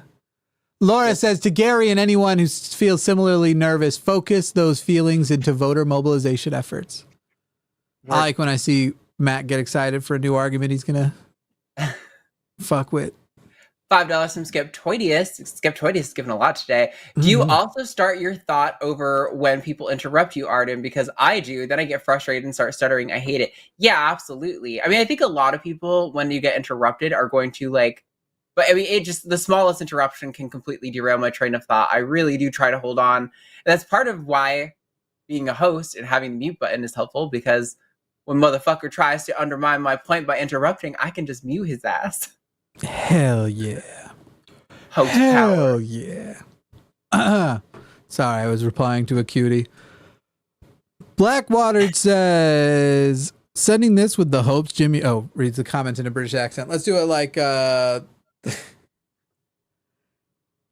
wanted to do the... You're free to check the king. No, Ron, you can't. Sending this with the hopes Jimmy reads a comment with a British accent. Or I could do it perhaps as Stewie Griffin. Sending this with the hopes that Jimmy reads a comment with a British accent. Your Stewie Griffin is really fucking good. Thank you. Not as good as my Trump. $5 from Mr. Boricua 10. Addendum. Gary and Mustafa got my read up something fierce. Fucking hell, mate. Unwilling to listen to reason and unwilling to change. Head to the wall. Yeah, but I mean, so that's true. But like we said earlier, like half the reason we do the show is not to convince the other person on the line. Do I get frustrated? Do I try to reach them? Yeah, of course. But like, really, I want someone in the audience to be like, wow, Gary and Mustafa sounded fucking stupid, and I don't want to sound as stupid as they did. I don't want to alarm you, but head to wall and head to the wall mean two completely different things. Oh, okay. Head to wall means like I'm bashing my head, and head to the wall means we're about to assassinate you. We're about to murder you. Oh. We're gonna end your life. You're gonna you know, you're gonna die. Go over to the firing squad. Head to the wall. I just thought it was funny. Anyway, moving on. Me and my human said, thank you, Arden, Jimmy, mods, and crew. I heard Jimmy had an amazing podcast. Okay, well, let's go. Come on. Jimmy still has a podcast? I don't know about amazing, but I have a podcast. You're trying to sell this shit or what, Jimmy? Come on. I got to sell this. I got to show my ass if I'm going to sell this movie. I got to sell my ass if I'm going to sell this podcast, Mark. $10 from Charlotte. Jimmy, what's your favorite derogatory term to be called in private? Mine is a string of slurs, so I won't list it here. LOL. It feels like it's a kink thing. I have zero sub energy, and I know that that's going to confuse people because apparently they think I do. But I think you're describing having a bit of like a humiliation kink or like a daddy kink or something like that. And I'm not on that side of the issue, so. I am not the sub, so I can't think of one. I mean, it'd be cool to fuck a Christian and they keep calling me like a heathen or a demon, I guess. That'd be fine. That'd be okay. It wouldn't do much for me, but I'd probably think it would make a good story. You know? Men don't seem to like words and terms in sex as much as women do, I feel like. And maybe I'm generalizing, but... I love a communicative, out loud sexual experience. Let me be clear about that. There's lots of talking going on. If we can't come up with something good to talk about, forehead cam, if we can't come up with something good to talk about, I will, I'll just talk about my day. I'll just talk about the fucking weather. I definitely do not like I was talking about. I do not like a speech-free experience by any means. I'm just trying to be as unhinged as possible. I feel that will have confused so many people. Probably. I think this is you. $10 from Corey Doris. Go buy some flip flops. That's no right. Thanks. Buy some flip flops from some people who don't need them. It's basically speaking into the way people will contribute to charities that feel good, that give things to people. That's what the point I was making. They give things to people who don't. So this like, for every pair of shoes, we'll donate a pair of shoes. And it turns out that was horrible because most of the people who aren't wearing shoes don't need to wear shoes. But what people do need to wear shoes will support a local business. And it ended up putting a bunch of very small local businesses out of in these already impoverished areas, putting them out of business and giving shoes to people who weren't interested in wearing the shoes. So it actually was dumb. Tom's ruined everything, is what you're Fuck you, Tom. I think it was a sweet idea, but he should have gone with, for every dollar you contribute to this, we'll go give somebody a fucking vaccine, like something that they actually need, not another pair of shoes. But I understand the other one's more powerful, but if they don't need it, a more powerful donation drive for a bunch of things no one needs isn't better than a less powerful donation drive for something people actually do need. Mm. Just put the vaccines in the shoes, and now we got a ball game. Problem solved. Oh, wow. You just support distributing vaccines through shoes? Yes, and Bill Gates should put them in there. $10 from Cedar and Sound Studios. If donating is like those Save a Child commercials, what will you play instead of In the Arms of an Angel? Arms of a Secular Humanist. Nope. I'm just a teenage dirtbag, baby. That's what we'll play. I'm just gonna play Hot to Go, Chaperone. Hell yeah. Starving children, you know. I still haven't heard a single Chapel Roan song. As far as I know, Oh my probably God. in passing. Fake queer alert. Yeah. Does not support everything Chaperone says and does. I couldn't even pick her out in a lineup. How old is she? Oh my God. I think she's like 24. So I also like don't respect her. Just kidding. But kind of. So few 24-year-olds. Her music is so good. I don't have to listen respect her to political opinions to think that she has like the music. Oh, is so she's incredible. both siding right now. I know that about Chapel Roan. She's doing the both siding and not going to endorse thing. Oh, Yeah, you're about to try and make excuses for her that you just spent the whole show saying. No, listen. I absolutely think she should endorse Kamala. She is being stupid about this, but she isn't saying both sides are the same. She's saying both sides have problems, but I am going to vote for Kamala. She did say that. Did she say that? She did, in her most recent thing, she did say. Okay. I'm glad that they successfully pressured her and stopped being so dumb. Yeah, I do think she should have been more straightforward. It would have been so easy to just say, I am voting for Kamala. If you don't want to endorse because you don't like the entire platform, I think that's fine. But I think she should have been also, more straight up Macklemore, get about your it. shit together. You already said it about Biden. Now you have the opportunity to say new candidate. I'll vote for her. Get your shit together, Macklemore. I want to like Duncan, you. I'm so sick of hearing about her. Well, buckle up, motherfucker, because she is one of the best pop icons to come out of 2024, and she's not going anywhere anytime soon. I hope you have to hear about her so much more because her music is fucking amazing. So iconic. I'm a queer icon. You lose. Cedar Sound Studio says, oh, we already did this one. I'm just a teenage dirtbag. Mr. Boricua says, always go for the house brand. Same shit or better for fewer currency here. People are so caught up on getting the brands. Jimmy, good on the weight loss. Lost 24 pounds myself, down to 263. GI helped. Hey, that's great stuff. I will say people have been starting to speculate about my weight loss. 0 Ozempic, 0. Look, if people need that stuff, I don't like when celebrities use it and they're shorting stuff. Obesity is killing people. Like, it's the #1 killer in our country. And if people need that stuff, treating them like they're cheating, it's fucking medicine. Cheat. If being able to live a longer life and not dying of heart disease earlier, it can only be done by cheating. Go fucking cheat, people. But anyway, I myself, it's the old-fashioned way. I'm expelling more calories in a day than I'm intaking. Yeah, there are definitely people who were kind of like taking advantage of certain elements of the system to get medicine that probably should have gone to people who were actually in a more severe situation with weight. It doesn't have to be diabetes, but even if primarily diabetes, but even if you're just like overweight and have a lot more risk factors, like that's totally valid. Unfortunately, you have to distribute in some order, and because they're being fucking stingy with the shit too and not upping production and lowering the price, you do have to decide who, and because so far it had at first only been approved for diabetics, that is who you would probably prioritize because they have the highest risk. But yes, I agree. In reality, we need to take it from them if needs be by whatever means.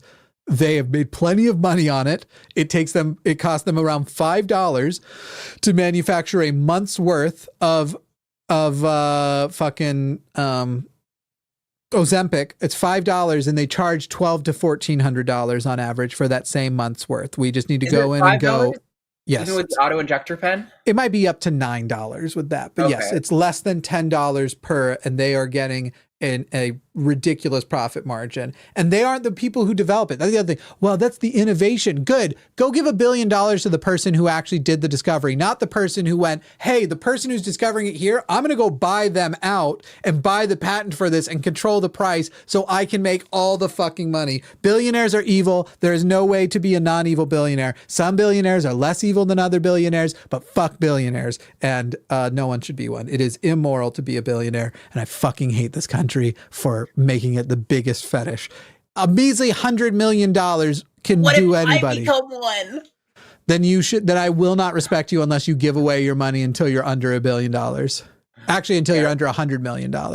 I can't even justify 100 million, but I'm kind of like, that's a fine enough, round enough number. Everyone will be fine with $100 million. If you're keeping the $1 billion, fuck you in your fucking face. Dollars are not dollars, they're security. And if you're hoarding $1 billion of security when other people are literally worth negative amounts of security, fuck you in your fucking face, Elon. Unless you like it, then something you don't like. Yeah. Elon would like it. 25 Ron from Edis. I don't know what Ron is. As a European right winger, I just can't understand people voting for Trump. Yeah, just denoting that America's Overton window is skewed. You're probably left of Biden still as a European right winger. Right winger, yeah. I mean, the major parties are. Melatonin says, ale as in, Alejandra.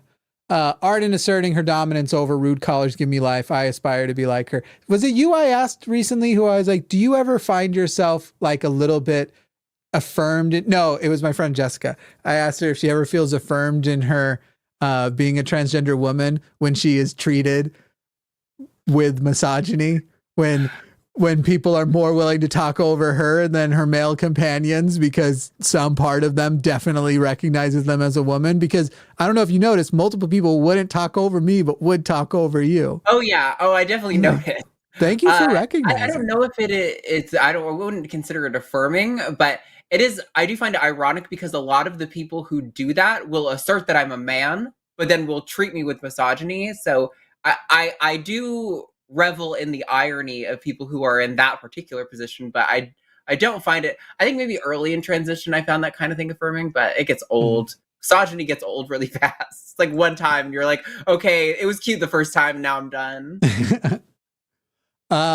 Thank you so much for a very generous Canadian $69.99. I love the show. Thanks for what you do. I wish you would let me donate $69.69. I think it does on PC. I think you can type whatever you want in, but I guess I don't know. Yeah. I do know that, actually. I've done it. Oh yeah, people definitely do it, and it makes finding super chats more irritating from the production side. If we have a lost super chat, we usually search by typing in .00 or .99, and that finds most of them. Yeah, so we do prefer. I have though added .69 to my list because other people have done .6 and .66. Sometimes even .20 because they'll do like a 2420 or whatever. Yeah. $5 from RC to Shane. I want to see Jimmy, Matt, and Arden devour giant mountainous plates of buffalo wings on camera. I can't eat those yet. Oh, yeah. One day, hopefully soon. Right now, my body is not adjusting well to even just like adding the dark part of the chicken back in. It's like my body's adjusting to being able to eat more foods, but it is going poorly. I actually had a pretty bad setback. I guess it was yesterday. Today feels a lot better. Sure. And it was a really rough day for me, mostly mentally on like, God damn it, I thought we were past it being this bad. And we did have a few good trips to Pluckers as a trio. Oh man, I'm excited. Could have been filmed. I'm excited to do it again one day. I'd love to, but my body just can't do it yet. But one day, yeah, we could even do like another fundraiser stream where the three of us have like some crazy hot wing or something, and every time something happens, how it happens, one of us has to take a bite of like one of their hottest wings or something. I like that. We'd have to work our way up, and there'd have to be limits because I'm not going to eat 30 of the hottest wings. Right. We would have to exclude Aron Ra because Aron Ra has no reaction to spice because he has no soul and he has. I think he doesn't have a sense of taste. I think he can't taste things. I've tried to talk to him about it. No, I think it's like why he likes terrible beer and the hottest foods because he's like, well, at least I can taste them. Right. Yeah. It's finally some sensation. It wouldn't be good for content. He'd eat it and he would have no reaction at all. I have to think that he eventually has a reaction, if you know what I mean. We went to get pho with Aron and his wife and a friend of theirs recently, and this pho restaurant would bring out this crazy dripper where they would do one drop of spice because it was so hot. They put one drop in mine and Matt's pho that we were sharing, and it was hot. It wasn't too spicy, but it was hot. Aron asked for 11 drops. I'm like, what is wrong with you? He's so fucking unhinged. He's just. I love the man. I wonder what it's like to have. There's just something about him where he just wakes up, and I just feel like he wakes up. He's like, "All right, let's fuck shit up." Like he's just a lovely, lovely man. There's such a sweet innocence to, even when he's aggressive, you're like, there's an innocence to your aggressiveness. It's adorable. I love it. I don't think we've read this one. $5 from SJL. Might Matt join you to cast some pods one of these days? I think that's to you. Yes. Yeah, Matt will be on the podcast for sure.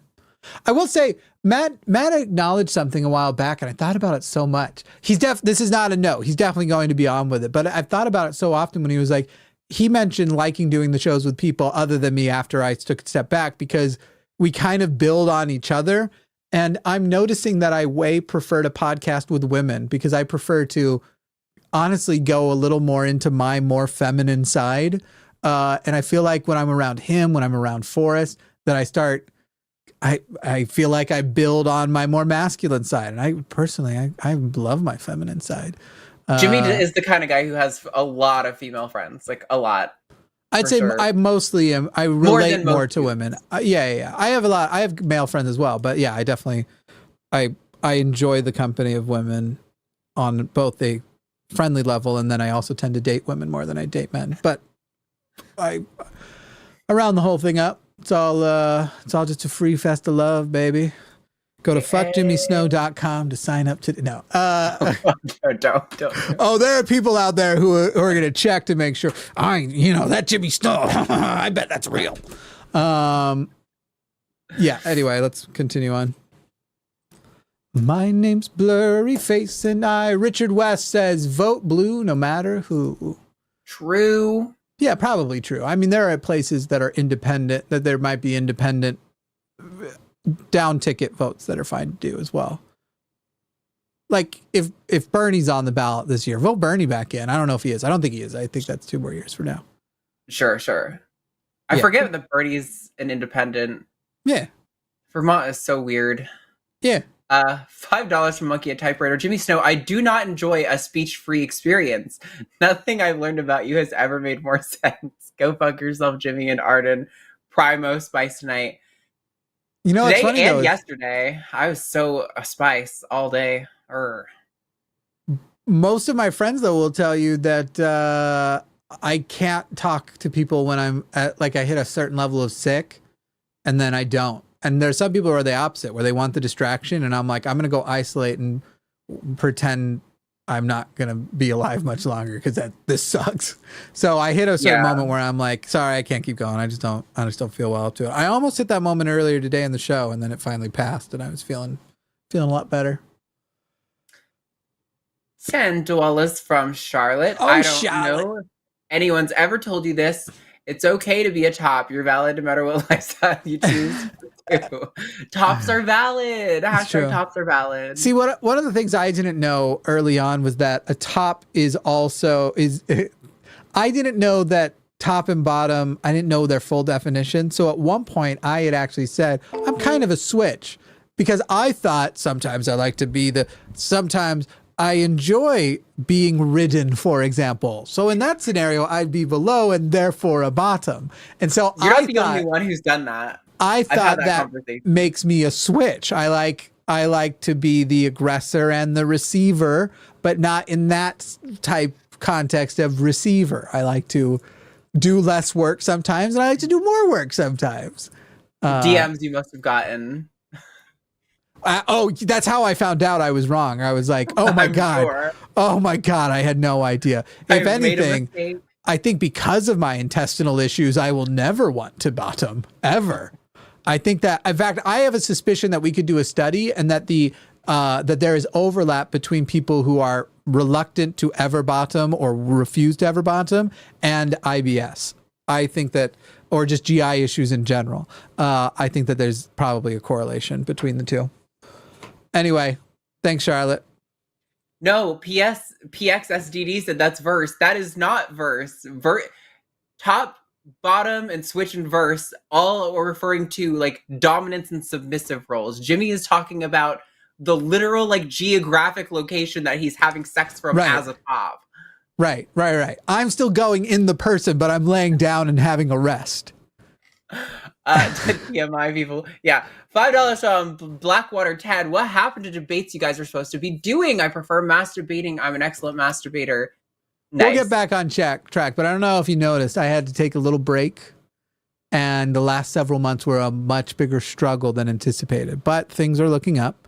And there's an election coming. We're like distracted. Right now, we're definitely distracted by the election. So that's why it's not going to launch in October. But we'll get back. We'll get back on track soon. Unfortunately, the cogs in this machine run extremely well. In fact, I am joined by one of the best cogs I've ever had to work with. However, development and expansion and new things that happen on this channel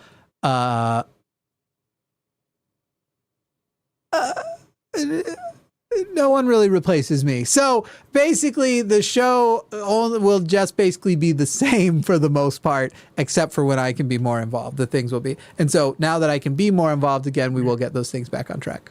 One of the problems with the debate show is we were trying to have people apply to us, and unfortunately the only kind of people we got were people who were largely agreeing with us, people who didn't really have a topic, people who didn't really want to debate but just wanted to like say hi, so they filled out the fucking form. It was really difficult to get serious people who disagree with us to actually fill out the form. So I think we need a different strategy for how we field guests, but yeah, that is like the biggest impediment I saw to producing that show. Hell yeah. There's others, but for sure. Yeah. It'll get done. We'll get it going. My name's Blurry. I'm also really excited for this game show I'm developing, but that'll also launch after the election. At this point, I think the election has to be our top priority.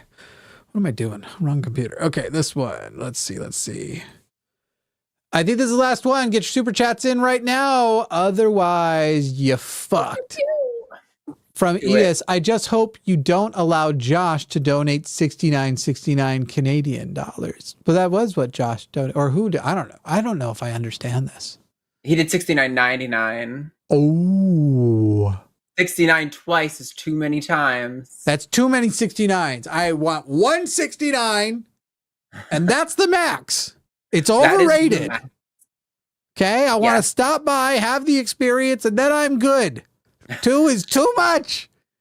It's too much. Somebody's got their nose in an asshole at the end of it all. It's very exhausting. Someone's got to be like suspended in some kind of way. And the other person has to be fucking, oh God, just fucking like smothered.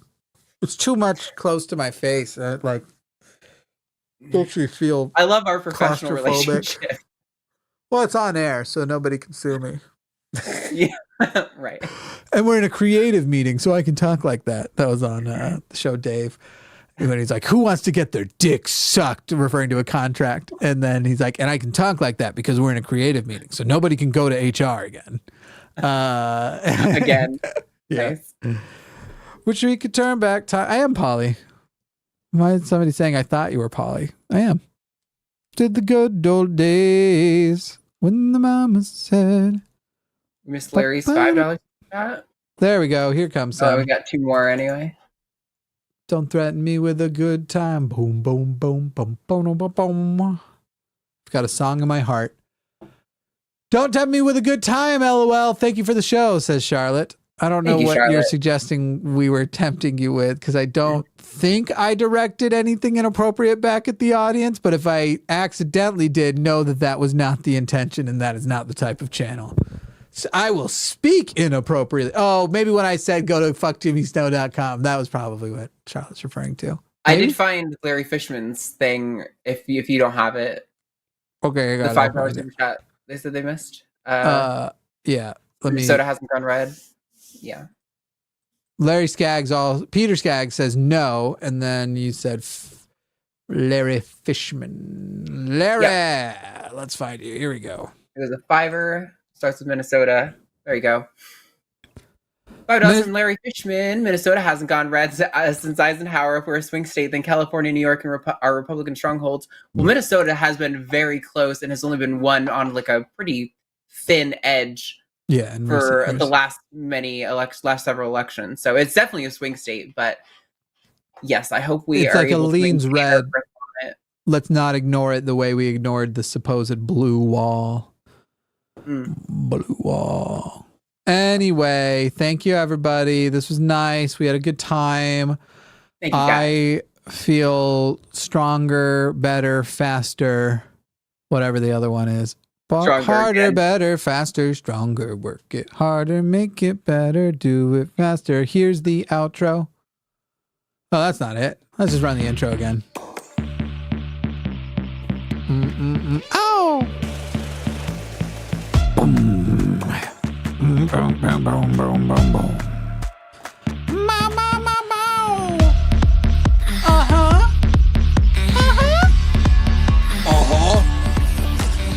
I actually don't know what words it says there. I hope it's not something horrible because we've been using it forever. Okay, bye.